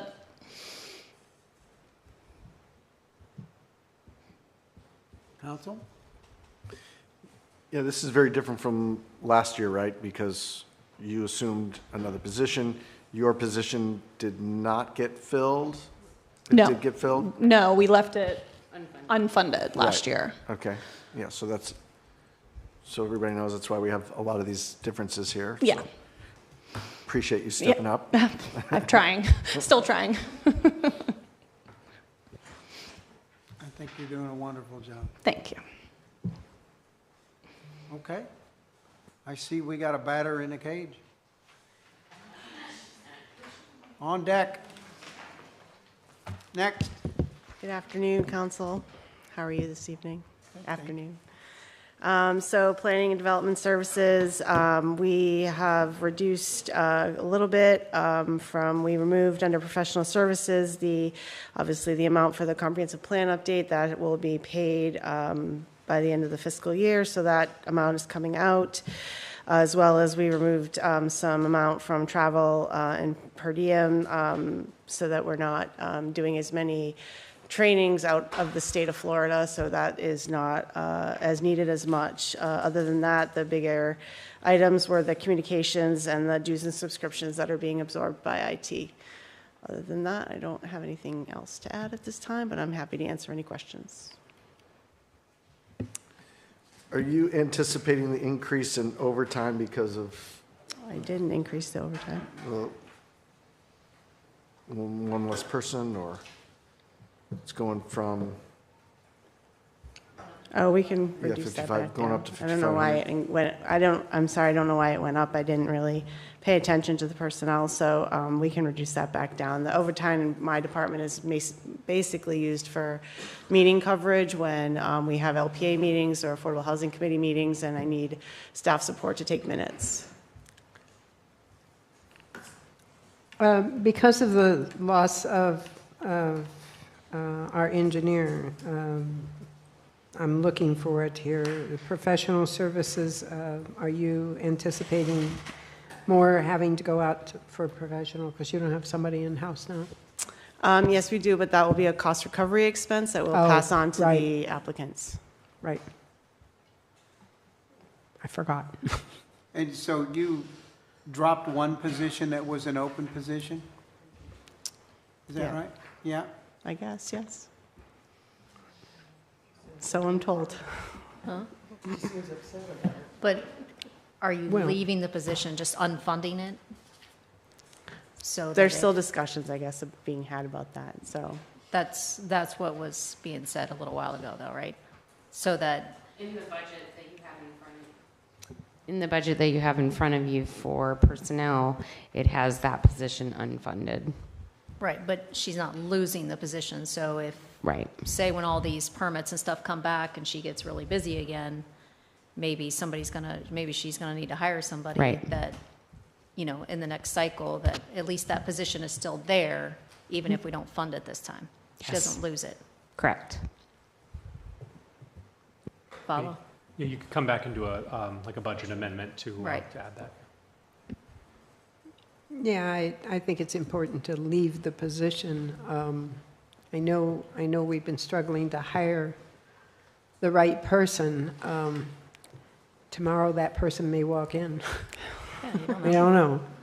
You Well, know? So- with us being out of permits, not knowing when we're gonna get the other ones, it's Well, good to keep it in there, Yeah. but at the same time, Yeah, you no, don't I- need to get filled. yeah, no, Good for budgetary purposes, but I don't see where we're really gonna need more people at this point. Even if we get I can't never remember that number, 72? 72. Even if we get to 72, those are gonna be drug out for but we 10, also, 15 years. have That's just the, not a lot of, and we haven't had a lot of commercial development that's popping up out in the middle of anywhere right we now. have Cost of 300 construction also. has gone crazy, so. it's still good to just leave it there Not because you harmful. just That's don't right. know. That's right. We have 300 in affordable housing that one of these days we'll do something with.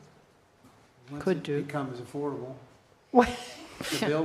Let's don't talk about the word affordable, Okay. but Yeah, we have right. 300 Yes, we do. We have- allocations. those How's are that? dangling there. Right, And Jennifer, council? you don't anticipate any other costs associated with the comprehensive plan? Not at this time, but I have a meeting with Able City East later this week that I'm going to sort of lay out the rest of the schedule for that and how they're going to help us with the LDRs associated with that, the land development regulations, so I'll know So they better. could bill us for that. They're not supposed to, that was part of their agreement, so I don't anticipate that, so I don't anticipate any additional costs. There may be costs if we want to do additional public hearings or public workshops, like advertising costs and things like that, that we'll have to absorb, but that would be the extent of it. All right, good deal. Just Thank you. one comment on the overtime. There wasn't a line item in there for other salary and wages. That is not all overtime in there. I'm going to shift the stuff that's not overtime into the regular salaries because there wasn't an additional line for other pay and wages. We do pay certifications for professional certifications. And Jennifer's department has those. So that is an additional cost there. But as far as overtime goes, the overtime number of 3,200 projected, or not projected, but budgeted last year remains a true overtime number of 3,200. The other additional costs should go back up into the regular salaries. So I'll make sure I move that. Is the training different than certification? Yes. So certification is a professional certification that we pay if somebody gets a license, for example, and they hold a license that helps with their job, we pay an incentive to the employee to hold that license or professional certification.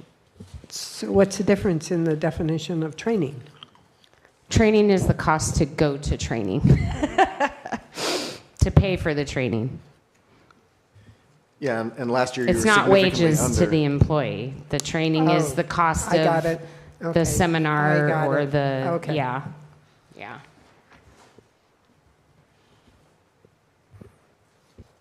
Last year you didn't go to many.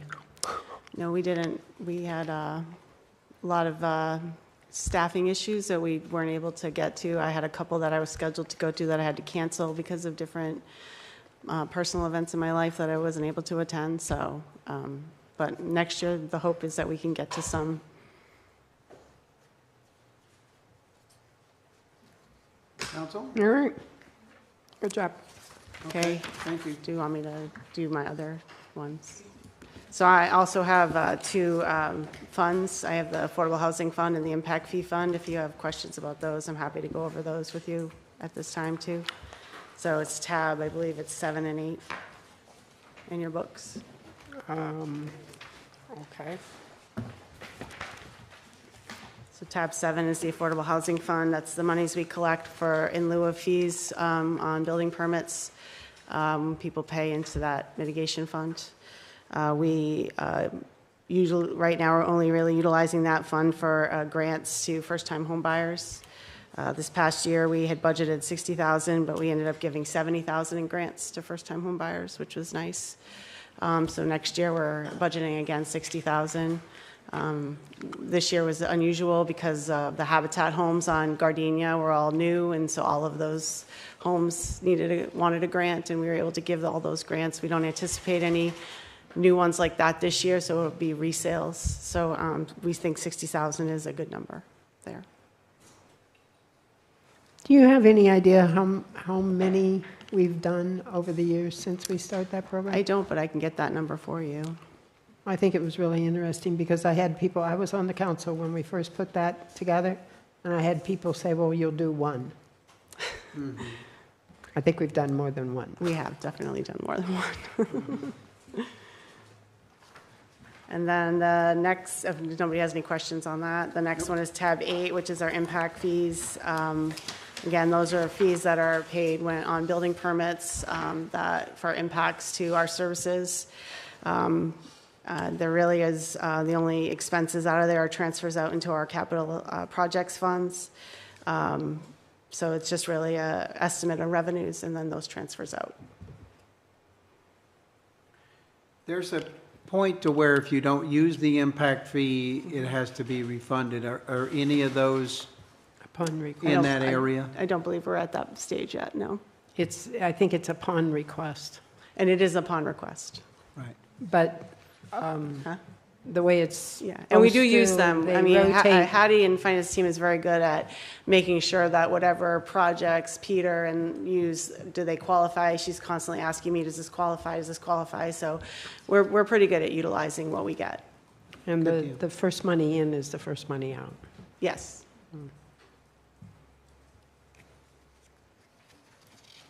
Okay, good job. Thank you. So back to 318. Let's go to the big guy. Yeah. You're welcome, everybody, for taking Yeah, he is. all that off your shoulders. Anyway, good evening, Mayor, Council. As you already heard from Hattie, all the software subscriptions and communications have come to IT. I definitely agree with the software in particular because with the Cybersecurity Act in place, I'm responsible for having an inventory of all our software, seeing all the contracts.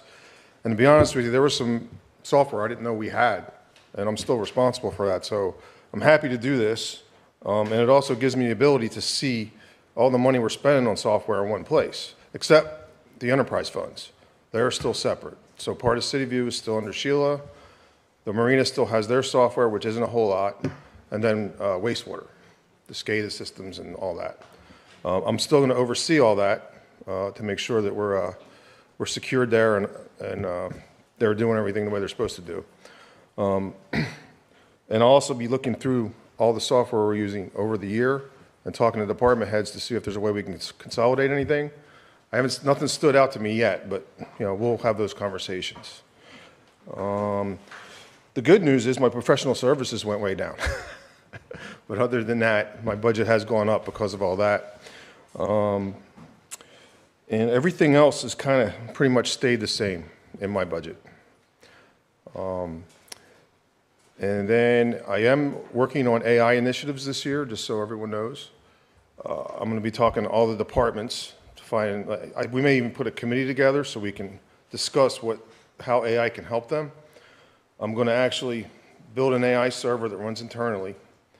Because of cybersecurity issues, we have, I've talked to other IT directors throughout the state, and this is kind of the way they're leaning, to have your own AI server run in-house so then you can mine your own data and create efficiencies to make everybody more efficient. And this isn't to replace people, it's more to make everybody more efficient so maybe we don't have to add people in the future. Right. So that's how we're looking at that. So I do have there's money in the capital funds for IT, for upgrading our Nutanix servers and add an AI server. Is there any questions? I see you lowered your training budget slightly. Yeah, we didn't use as much this year, and the state's offering a lot of training that we get for free now. So I'm trying to utilize that. And I'm going to be working with Frank over the year. Since we have a system running at a co-location, we're going to create a test bed so he can actually do online training and work on things that we have here so he can learn all the, how everything works. And if he breaks it, it's not going to hurt anything. So we have ability to do some self-training, and that's kind of what we're leaning for right now. If something comes up, I believe we have enough to do whatever we have to do throughout the year. Yeah, okay. I mean, I know with the advancements of AI and the technology and the things that you have to keep up with, there's got to be a lot of training in there. So yeah. It's always training. You're we learn every comfortable day. where you're at. That's fine. Yeah. Okay. Council? All right. Let's move on. Thank you. Next.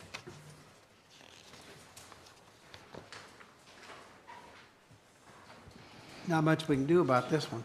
Yeah, not a whole lot going on. Local law enforcement, you guys already saw the increase in the contract, so that's pretty much the only change that's on here right now. And the shared personnel. Oh, yeah, and the reduction of the shared personnel for fire and local law. Right, the combination of that one Yeah. position. John, you had something? Yeah, I was also, I mean, it doesn't sound like we're going to need to address it, but just as a reminder, there is a state law out there that limits the amount you can reduce law enforcement budgets as well by a certain percentage. Doesn't sound like we're going to have that discussion, but I just wanted to remind you all and remind the public that there are significant restraints on the council as to what you can do when it comes to local law enforcement budget. Well, I think everybody's happy with the law enforcement that we're getting right now and the service that we're getting from them. And I mean, the only thing we could do is lessen the policing that we have. And I think that we are at a level that there's an expectation from the public. Anna, you got something? Yeah, so I have questions. So the person that we eliminated, so we just doubled up on this other person. Are we compensating them a little bit for doubling up on their work, or? She gone. Jamie just stepped away. Can circle back. You can answer that later. Okay. Oh, well, hello, Chief. Well, hello. You must be next. Yes, sir. Do we have time? We want to finish this at 5:30. Well, we got all kinds of time, sir. All right, let's move on. Fire rescue, sir. All righty, so this is the 900 series of the general fund budget. This is fire rescue's budget. We are 86% personnel costs, personnel expenses. As Vince mentioned, he did take over about $110,000 worth of expenses in softwares, communications, satellites, all that good stuff for redundancy in communications and hardware and software programs for the fire department. So thank you, IT, for that. All that being said, my budget is up 3.37%, seeing as how there's a CBA built-in 6% increase, and that's 86% of my budget. I think we're doing all right. Operations, we're at 1.2, so we run the department on 1.2 annually, outside of the personnel expenses. So that keeps the 3 stations going, the 7 pieces of apparatus, and the supporting vehicles and all that good stuff. Here, if you have any questions, most of the operations, besides what went to IT, is either down or it's just a known expense, doing a zero-based budget and then doing historic spending to figure out that new number. Here, if you have any questions. Yeah, Terry, with the introduction to the new fireboat or fireboats, are there other increased costs associated with that? I mean, other than sort of like fuel? There would be normal maintenance as there would be on any vehicle or vessel. And then there's some training that's going on. We're actually getting it through the Coast Guard. Typically, it's about an $18,000 class, but because the Coast Guard, we're partners with them, we're getting the class hosted for free. So we're getting the training through them for nothing. And additionally, you'll see that the training has went down during the COVID years. We couldn't go to NFA or to Emmitsburg or Anniston, Alabama, stuff of that nature for a lot of our training. Now those federal programs have opened back up, so we're still getting training, but Uncle Sam's paying the bill, so all we have to do is give the person the time off, and we're able to take the much necessary training, so And I know that we got a grant for the boat and all that, and so any of those expenses you're able to anticipate and put in this budget projected? They're already behind us, sir. Okay. Yes, sir.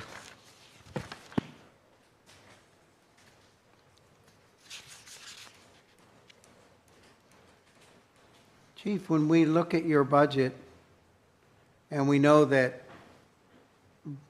between our police and our fire, that's the largest part of our budget. Yes, sir. Have you tried to come up with any ideas that could reduce that bottom line through the fire department? I know you've still got, the overtime that you're having to constantly having to battle. Right. Are there areas that you through the study that you guys just got through doing and through policies and SOPs and things, are there areas that you're exploring to where you might be able to lower that budget? Well, for example, for overtime, we're down almost 160,000 off see that. of what was projected. And I don't think we'll hit that number this year either, just because luckily right now we're back to full staffing. Some years we have a lot of injuries. Part of our insurance issue that we're in right now is unfortunately I had two of my firefighters develop cancer this year. So both of them were out for 4 months each. So not only is there the treatment, but it's the backfilling of positions and the ongoing aspects that go with that. So part of the insurance issue, tag, it's firefighters and cancer. So we're chasing stuff to mitigate that as well. As far as other aspects to where we can cut, I'm pretty much running a lean ship. What we're trying to do is figure out other avenues to increase our cost recovery. So an advantage we have now is our inspector is back. So our inspector goes out, they do 2 or 3 inspections a day, make us, $800 to $1,000 worth of inspections. That's cost recovery back, so that position is actually making us money. So it works out to our advantage. Didn't have that advantage or that ability over the past year. Yes, we still did inspections. Most of it was permit related or reactive, not proactive inspections. Now we have that ability to do proactive inspections. So that, again, more cost recovery in that aspect. In the process right now with our EMS billing agency to figure out what's an acceptable level so that we can readjust our EMS billing so that we can increase that cost recovery aspect as well. Typically, we go hook step with what Medicare, Medicaid will pay, because when we send a bill to somebody's insurance company, it's not a fight. It's an industry standard that everyone's accepted. So we give them a bill, they pay us, and they're like, go away, leave us alone. If we go above that industry standard, then there's more of a fight justifying why we're expecting more money than what's a set standard, if that makes sense. But we're working on that. What deficiencies did you find by reviewing the last report when it came to those cost recovery in the billing? Where does that lie? Is it going to be harmful to take that person that's at the front counter and give them more responsibility on the policing side? And is that going to lessen the ability to be able to recoup that, or is that all through another company? Our EMS billing is through another company. Our fire billing is through our software program, so that's through CityView. CityView does all of our billing for fire inspections, permits, and plans review. So that all gets handled through building department. I believe we share a portion of that. Well, I guess Vince carries all that now. Thanks, Vince. But that doesn't go into the building fund. It goes Back into the general. yours, right? Back into the general. Nothing goes back to us, any of us. Well, building does it because they're an enterprise. Yeah, right. But everything else just goes back to the general fund as cost recovery. Counsel? Please. Do you have your own gas pump, or do you get your gas from down at the marina when you have a Sunshine Fuel? We have both. So Station 20 and Station 21 both have small fuel tanks. 21 is actually a 500-gallon portable trailer that we could also utilize for deployments if we have those situations arise, so that we don't have to drive the trucks all the way to 20 to take on fuel.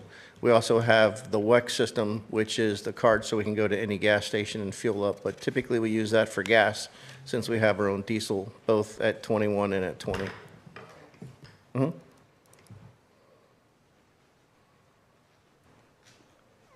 Terry, what is, you had something in your budget about generator work or something down at Station 19. Is that?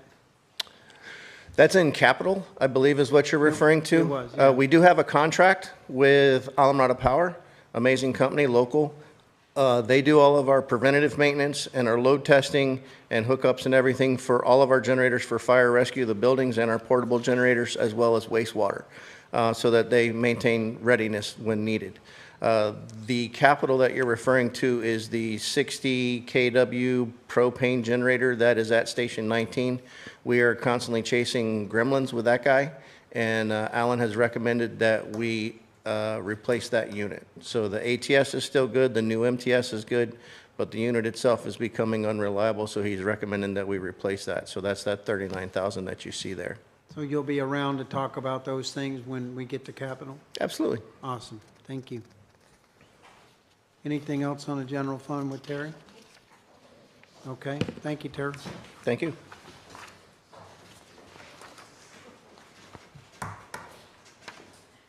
Who's going to talk about code compliance?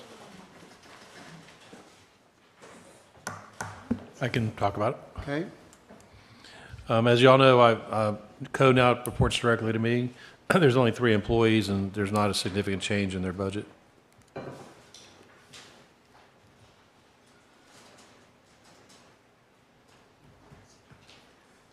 Why so much overtime?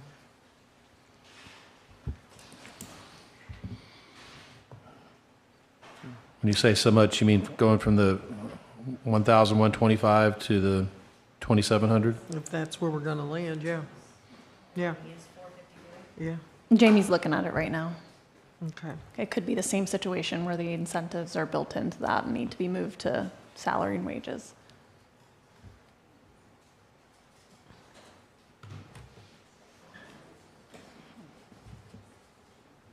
communications dropped off and went to Vince? Yes.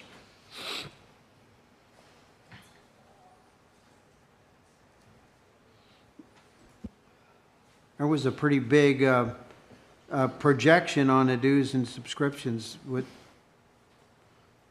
Wonder why that was projected to be so high before. Deckard Technology, it looks like, is the driving number for that, Okay. which I think is the vacation rental tracking app. So that's their ASM fees.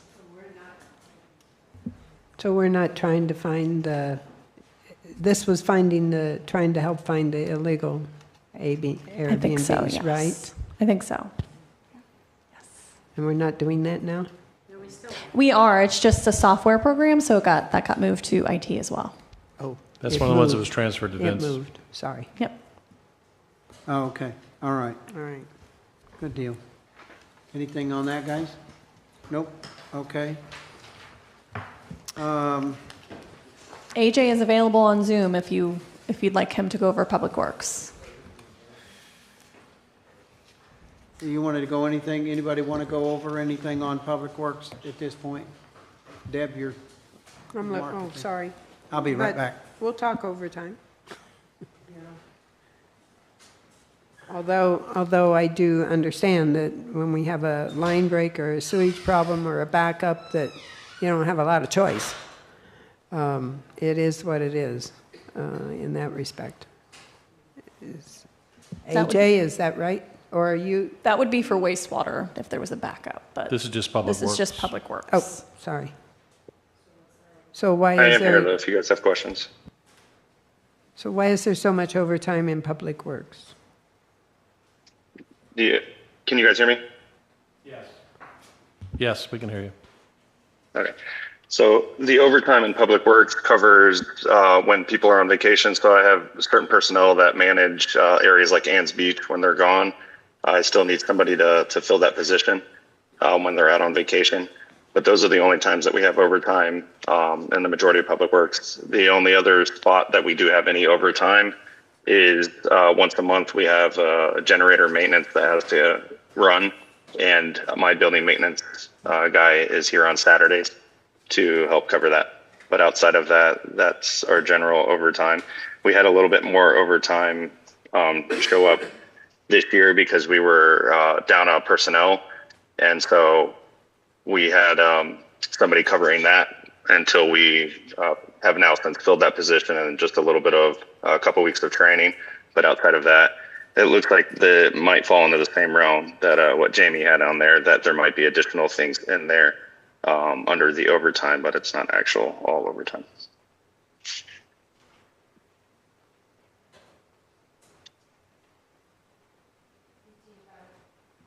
So is the guy that's here on Saturdays, is that his regular hours or that's overtime hours? Those are his regular hours. I have 3 guys that work on the weekends, and then partially during the week it's split. But just Saturday and Sunday, there are 3 guys that are here, and they are the litter removals and the guy that maintains Ann's Beach.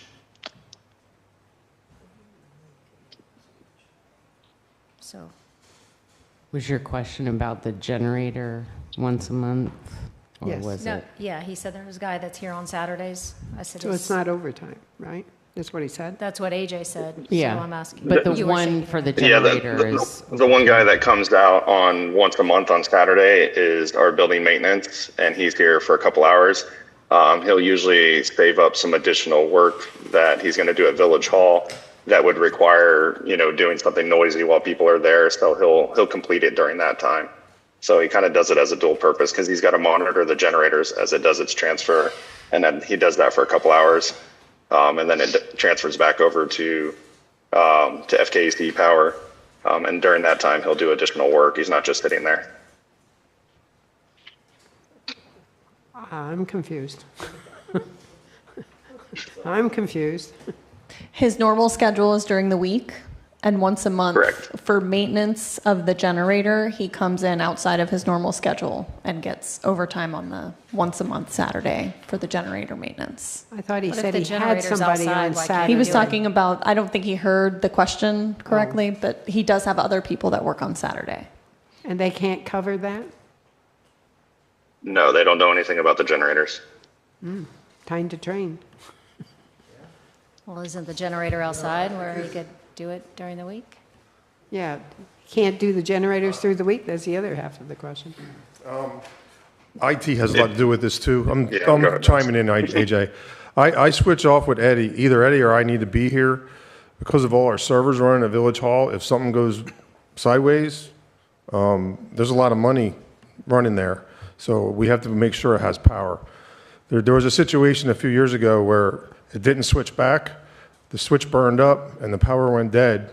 Oh, I remember that. Yeah, so we almost had a fire in the electrical room. So it's a serious situation where somebody that kind of knows something about electrical needs to be on site. And it's important to exercise the generator to make sure it's working.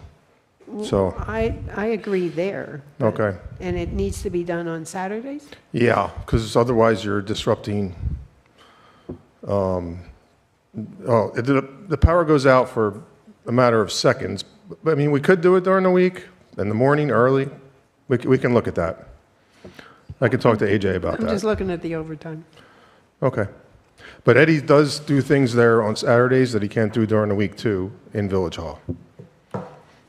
I think that's what AJ was trying to say. And Eddie's a salary or an Hourly, hourly yeah, person? yeah. Okay.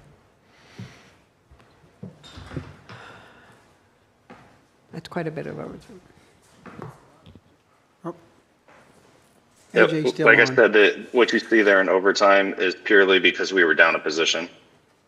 If you look at our regular salary and wages, it was down.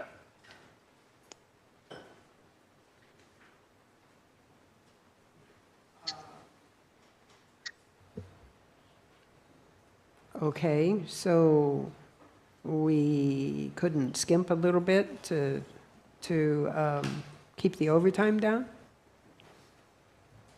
I mean, we had 14,524 in overtime this year as what the projected. And again, like I said, you're talking 24 total hours for the building maintenance guy through the year, which is a couple $1,000s. And then the additional overtime that you see there that we've spent this previous year was because we were down a personnel and I had to fill those positions.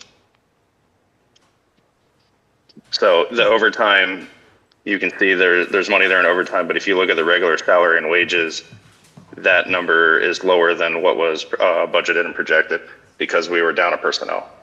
Anna? So the one guy that comes in on Saturdays, couldn't we give him, once a month, give him a Friday off, and then he works on Saturday, and then it's not overtime, it's regular pay? You can't legally change somebody's normal work schedule to avoid paying overtime. Really? If his normal work schedule is a Monday through Friday, you cannot change his work schedule to avoid paying overtime legally. Just make his normal work schedule Monday through Thursday and then add Saturday. Yeah. So. You could so do that. once a month. Absolutely, once Yeah. a, So Yeah, once a if month, you he has hire a him- Friday off and he works that Saturday, like, Yeah, you hire him that way. that's what he just said. Well, then who's right? well, I I mean, mean, I'm just that's, asking. that's an easy Okay, way to Ron, look back and see. Ron, I think. Ron, Don, Yes, ma'am. Ron. So you need to help investigate this. 2 or 3 of us up here, well, probably Well, all of us. AJ, All of us. is it needs more to than look at once a this. month? Is it just No, once a it's- month? It's just once a month. Like I For the said, one I can guy. pull Eddie's overtime, but you're probably talking a couple $1,000s at best out of that 14,552 that we've done.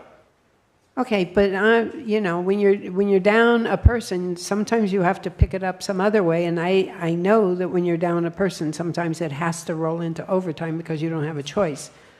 But I think where we're the going person with that we this lost is was one of the weekend guys. So, I mean, we did what we could do, and then part of that was a little bit of the training, the overlap on that with the new hire. But I mean, if we didn't lose the person, we wouldn't have spent it in the overtime, but we would have spent more money on regular salaries this past year. overtime is more expensive than regular time By half. by half. Understood, but it wasn't a one-for-one. They didn't work 40 hours of overtime to fill that position. We had some overlap. Like I would bring the guy in instead of starting at 10 o'clock, I'd bring him in at 8 o'clock so he would get 2 hours of overtime on that day to help cover that other additional area. So I didn't pay somebody 40 hours of overtime collectively to fill that position. We picked up a couple hours Well, here you and a couple couldn't- hours there to try to keep coverage. You couldn't because you didn't have enough personnel to do that. So anyway, I think we're all saying it looks like the overtime's high. You need to figure this out. Right? Yes, Understood. yeah, okay. Anything else on, moving down? I got a question. We talked about last year, we talked about vehicle repair and maintenance. We talked about looking into using the county's garage, since we already pay for that in ad valorem taxes. We talked about maybe getting, an estimate, having some type of contract with maybe one of the vendors that you use. We talked about one of your employees being able to do the normal as far as maintenance on the vehicles.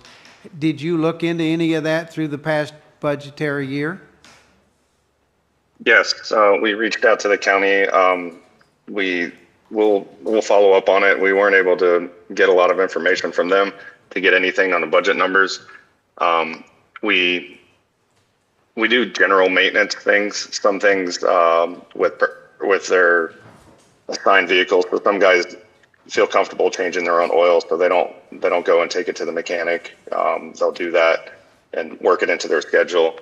But it's the other fleet that are not assigned to staff that have that capability that don't do that. So we end up taking those to the combination of the 2 local mechanics. Okay, help me understand the first part of that. You did or didn't look into the other possibility of using the counties and through the past year? We have. Yeah, we have looked into it, but I haven't gotten communication with the county. It's been a little bit of back and forth to have any information on as far as what those numbers would look like.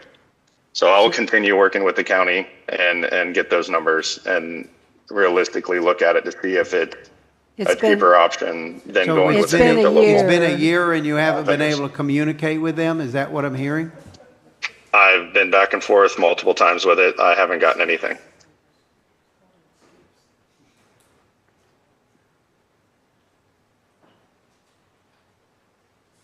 So I'll reach out again and start that process.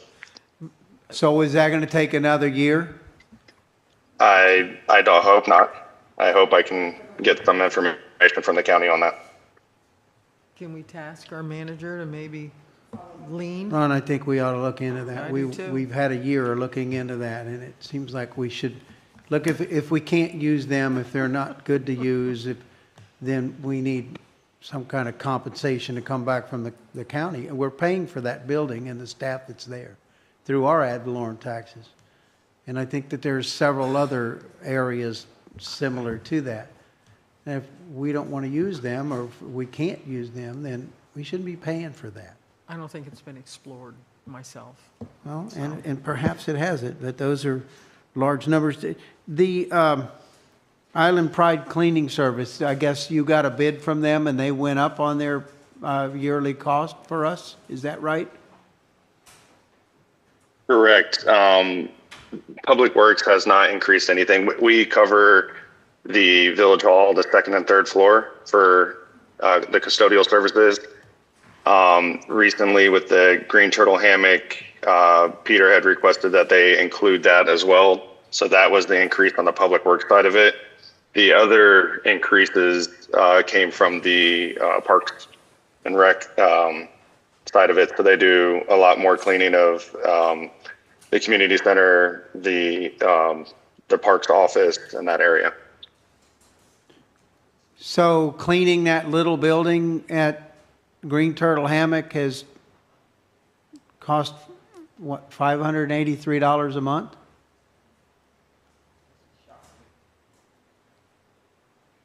I mean, it went up $7,000 a year. Was that through a contract negotiation, or did My note we says, just pay them $7,000? my note says a $6,000 additional for Green Turtle Hammock, so $500 a month. Really? Okay. I don't know. How often? AJ, how often do they come to Green Turtle? And I would have to ask Peter what they requested. Asked who? Peter. Come on, Peter. And the park has their own line item for island, for cleaning services, so So this we need to isn't make for sure the that's- second and third floor? that's for second and third floor. The park has their own line item for cleaning. I don't Third floor understand. and Green Turtle are included in this total. And what's the other one you're talking about? The Parks and Rec Department, they have a contract with them separately. So For cleaning the locker rooms, yes. Okay. Oh. For cleaning the tile, deep cleaning, it's needed, much Okay. needed there. So the increase that we see in the general fund for Island Pride cleaning, the increase Here. happened because of the Green Turtle Hammock. Correct. Don't we have somebody renting that building though? No. No. No. Okay. How often do they clean? Do you know? Yeah, is it 6,000 a month? No, it's Bi-weekly. Annual. So bi-weekly, Bi-weekly. yes. Twice a month. twice a month. Okay. 24 into 6.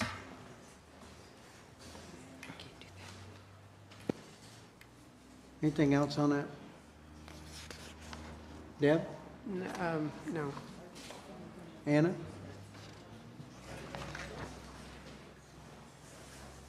I know. It's $2,500 a clean.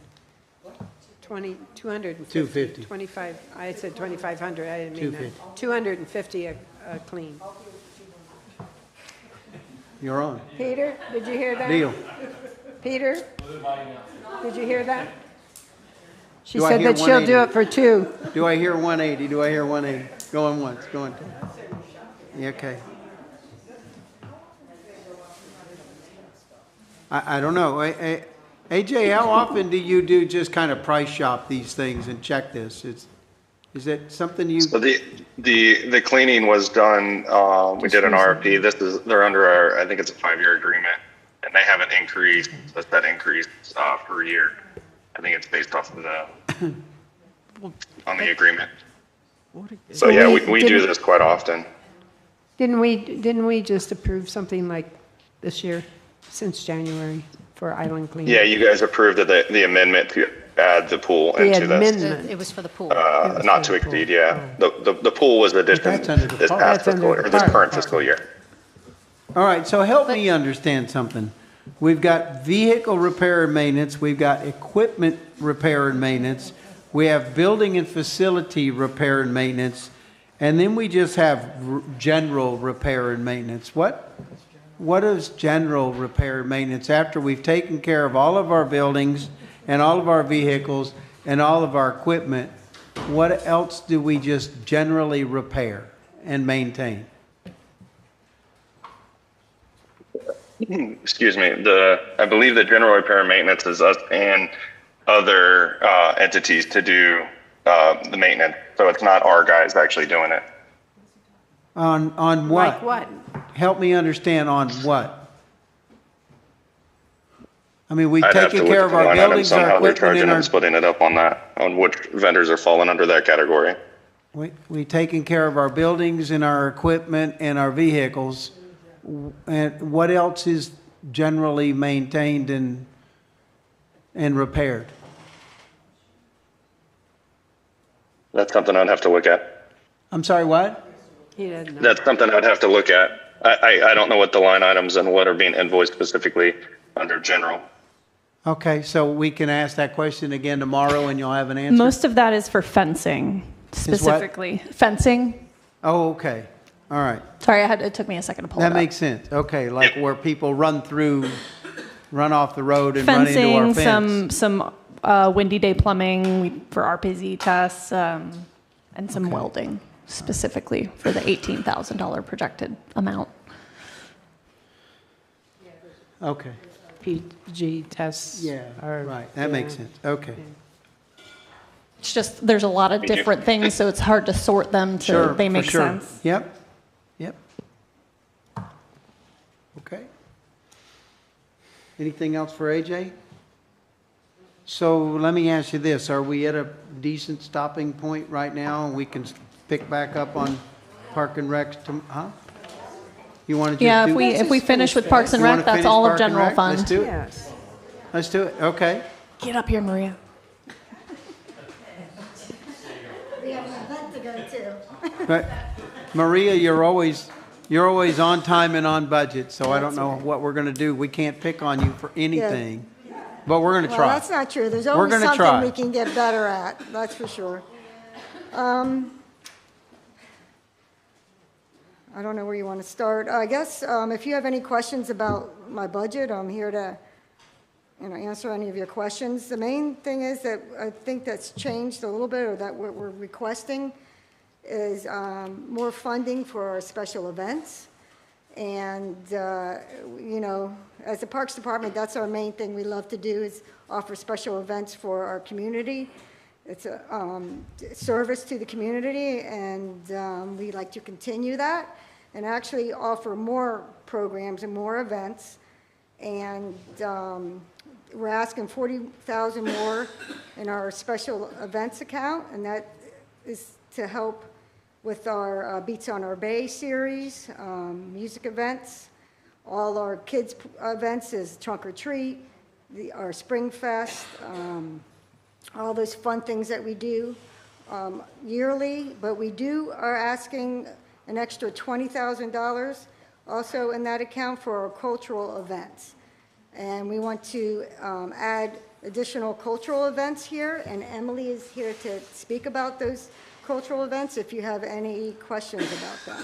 So that's the main, I think, change in our budget that we're asking for. So I asked Ron a question, and I don't know if he's posed it to you yet. But do we have a special meter for like our watering and that doesn't get charged back to the sewer folks? Do we have a sprinkler system meter? No. Water meter? We do not. So does all of the water usage that we do also get billed back to the Key Largo Waste Treatment District then? Like, do we know that? We do have an irrigation meter. You asking if we have an irrigation Yes. meter? Yeah. I without looking at it, I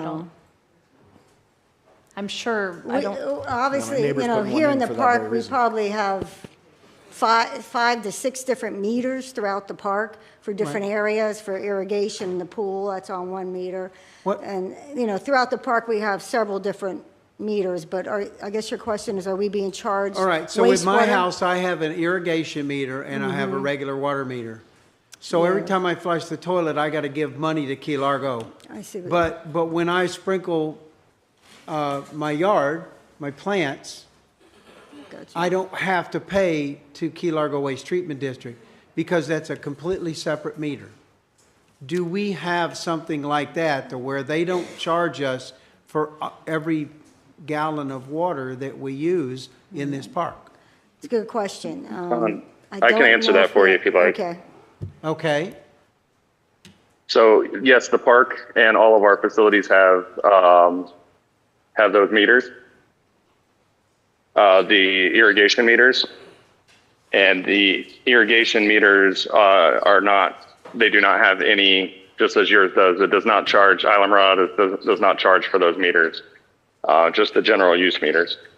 so when we had the leakage at the pool, and we were metering that, that's on a completely separate meter. We're not giving money to the Key Largo Waste Treatment District on that particular meter as well, right?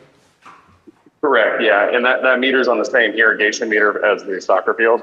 Okay. The Great Lawn has its own, and they don't charge. That money goes to Islamorada completely. What Key Largo charges us is on our own flow meter at the end of our wastewater. So, even if another home is irrigating their lawn, Key Largo is not receiving that money. Technically, Islamorada is receiving that money. We only pay Key Largo to treat what we actually pump to them. Well, the But customer the does. customer pays Yeah. what comes out of the The water customer pipe. pays, yeah. Yeah, The and we are a customer pays customer. what comes out of the water pipe. Right. Correct. Okay.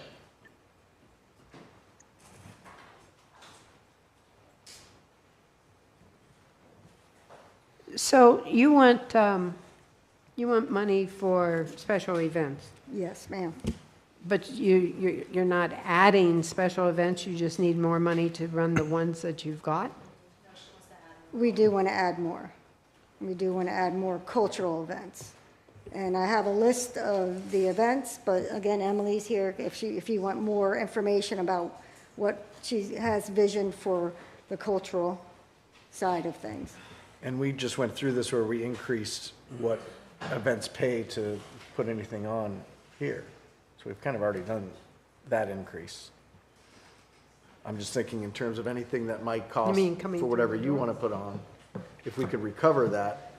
Yeah, in we're some way. looking at, I think for the events that Park puts on now, we're looking at about a $15,000 to $20,000 increase for the events, as in sound and bands to pay for the sound, and bands for Beats on the Bay, and then also just the general cost of throwing events. It costs money to put on our trunk or treat event, all the, all the supplies that go to putting it on. Police, fire, that's all kind of included. I want to jump back to utilities.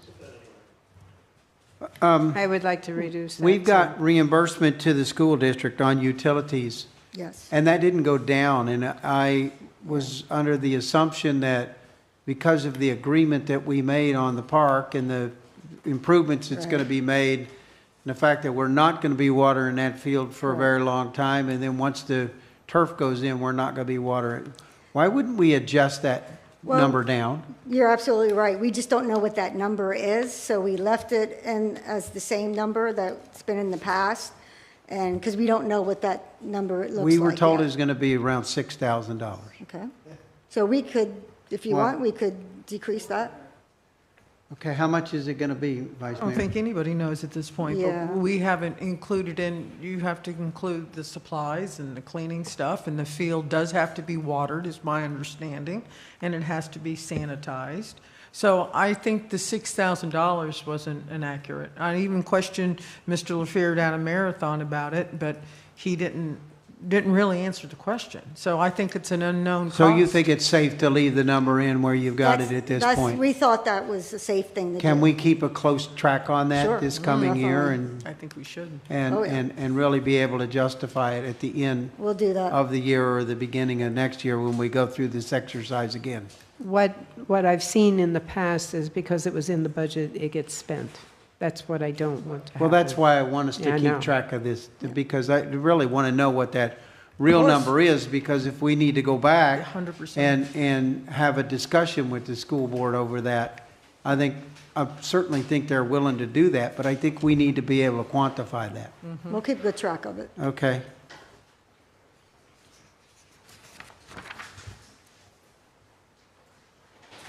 Anything else for Maria? Going once? Not for Maria. Go, yes? No, I was going to want Emily to talk Emily? about her Emily, you events. want to come on up and talk about Come all on, the Emily, fun- let's put you on the all hook the too. fun things you want to do? You've been so patient to take your daily abuse. I am okay. Yeah, so Maria was just clarifying that the additional money for special events is partially increased costs for the current events. Bands charge more, things cost more. It is also the fun part that I get to talk to you about today. Hopefully a few more events for the community in reviving potentially some programs that Parks and Rec has done in the past that are beloved, that as I've gone around over the course of the year and asked people what they would like to see, they say, oh, I really miss this thing or that thing. So some ideas that we are exploring putting on the calendar for this year, should you approve the budget, would be outdoor movies appealing to kids, families, as well as adults. Bringing an International Children's Film Festival screening here. This is surprisingly inexpensive and is a really great program that offers kids an opportunity to come and over the course of an hour see a bunch of those, remember those like Pixar animations, the cute little short films that they had at the beginning of the movie? Like a collection of that kind of thing, made by directors from all over the world. So come in and do a fun event around that. We'd also like to add an Earth Day event, including a recycled instrument making class, and then kids getting to play those recycled instruments as an orchestra for Earth Day. So just a handful of fun community events, nothing that is in itself particularly expensive, but things that would overall increase the programming and utilization of the amphitheater and the park. Is there any special events or things that you're looking into in the Arts District as well and working with them? Because I know there's been several thoughts about what's going on there. Yeah, they are really reinvigorated with their new executive director, and it's great to see. I don't want to speak for her. She runs that nonprofit, but I can share that she is hoping to put on a mural festival in that district this year, and has applied for several grants to do that. A mural festival? A mural festival. Oh, has she talked to the planning director over that to see it? She has not. She thinks she's That's pretty scary. waiting to see if she gets some grant money. So she's applied for a grant on that, and if she brings it forward, then we'll see what we can do to support her. But yeah, so I'm looking forward to seeing more in that area. I wasn't laughing at you about Earth Day. It just reminded me if anybody in this town remembers back in the day when Holiday Isle held their Earth Day, they always had a sandcastle, sand sculpture, huge event for Earth Day, and that's actually how the beach at Holiday Isle got built, is because they would bring in 20 loads of sand every year, and it was all under the guise of doing great for Earth Day, but the beach got bigger by 20 loads of sand every year. So. And the Chica would bring in diesel trucks to dump it and the helicopter to take the picture of the Earth Day spelled out. And it was such a with no wonderful recycling thing bins for on the property. environment. Yeah. But anyway. Can I ask Emily a question? Can we talk about the pool, the wall at the pool? The elephant in the room that everybody's been calling me about, that Yeah. Of course. About the bids that went out, paying artists, that people are calling and wanting to know why we would do that instead of using our local talent to do it for free. I'm told one bid was 20,000, one was 40. What happened with That's that? the first I've heard of that. Oh, not me. I'm glad that Not me. everybody talks to you, because Thank nobody's you talked for to me bringing about that to me. I Yeah. hadn't heard that. I've been So let me tell you inundated. what the village's RFP says. So the village put out a request for proposals for artists to submit proposals for a history and records wall at the pool. The proposal has there are two phases of this RFP. So a call to artists is a little bit different than a, request for cleaning services as an example, but, some other kind of professional service. So we ran this in a manner where there are two gates. So first, the RFP is closed. So I think I'm allowed to say that we received applicants. 33. Yes? We received applicants, yes. We received applicants. We received applicants. So this is very exciting. And of those applicants, the task force will evaluate them and will pick up to 3 of the applicants to pay those applicants $400 each to develop a detailed proposal. And the reason we're paying them to develop a detailed proposal is that part of what we want out there is for there to be sort of a history of the pool. And so while we're providing them with some information, they're probably also going to have to do some research. They're going to have to spend a lot of time figuring out what materials we specifically want. And it's fairly standard in the art world to do that kind of very small honorarium. And then the detailed proposals that we'll get from those 3, the task force then will evaluate, and those proposals will be very thorough. They'll have a full budget. What kinds of materials are you buying? What are you budgeting for installation and construction and that kind of thing? And the task force will evaluate those. And if budget is allocated, then we would proceed with one of those proposals. If So no what was budget it- is allocated, we would not. The $20,000 was our guesstimate in the RFP for what we are expecting those final proposals to come in.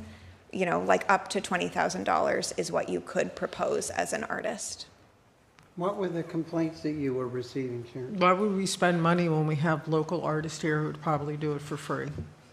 Well, couldn't they have put in Couldn't a? they apply? I couldn't have they not a put clue. it in as their bid and I say have, they do it for I have free? not a clue. All I know is it's been sort of problems with it. That's, It sounds like if there was an RFP, they could have come in and they could have estimated it and said, I'll do it for free. Whatever, I don't know. No. John, are we getting into areas that we shouldn't because of a? I mean, I think we're okay, 'cause we're just kind of talking generally. Obviously, when the analysis comes forward, whether it's, the selection process, we'll have to deal with obviously what the proposals are and analyze it based upon the proposals. So I'd say part of the reason, I wasn't consulted in terms of the cost, but I would assume that part of the reason is also there's an expense to install it. Like even if somebody wants to donate it, there would be a cost to install it. So like if not, you wouldn't want me drawing anything, so I would not be submitting. Mine wouldn't bunch of even be worth being stickmen. free. But think say Marie- I submitted A bunch of something, stickmen. it would still be a cost to install it. So there would have to be, some cost associated. That way the village could evaluate the cost to install as well. So I don't think there would be a prohibition on somebody saying like, I would donate my time and my efforts to see my, artwork on the wall for the village. I don't think that there's any prohibition against that, or there was not. There you go. But, Ron, but do you wouldn't wanna have weigh in? gone through the RFP? Yeah, they would Couldn't submit they it. have done that? Exactly, yeah. So you could submit through the RFP and you could zero out the cost for the artwork, and then, if you wanted to cover the installation And so yourself too, their I'm sure RFP you would could. come in with a very low figure then? Yes. Yeah. And then it would be analyzed by the Yeah. by the committee. The same way? Yeah. do you want to weigh in or no? Anything else? Thank you very much. Anything else? I think Maria and I remember all of the problems we had building the pool, so we can help that out. Is there anything else for Maria? Is there anything else we need to cover for tonight? Is there a motion to adjourn? Did you want to reopen public comment? Do we want, we should open it up to public comment. I don't for have anyone signed up for it, anyone. but Is since you there mentioned anyone- it. Is there someone signed? Is there anyone on the, on the Zoom? We do have someone viewing on Zoom, but their hand is not up. So we do not have anyone, but I just want to make sure that you. We will give them one more chance to raise their hand if they want anything to say tonight. Otherwise, Nope. meeting is adjourned. Thank y'all so much.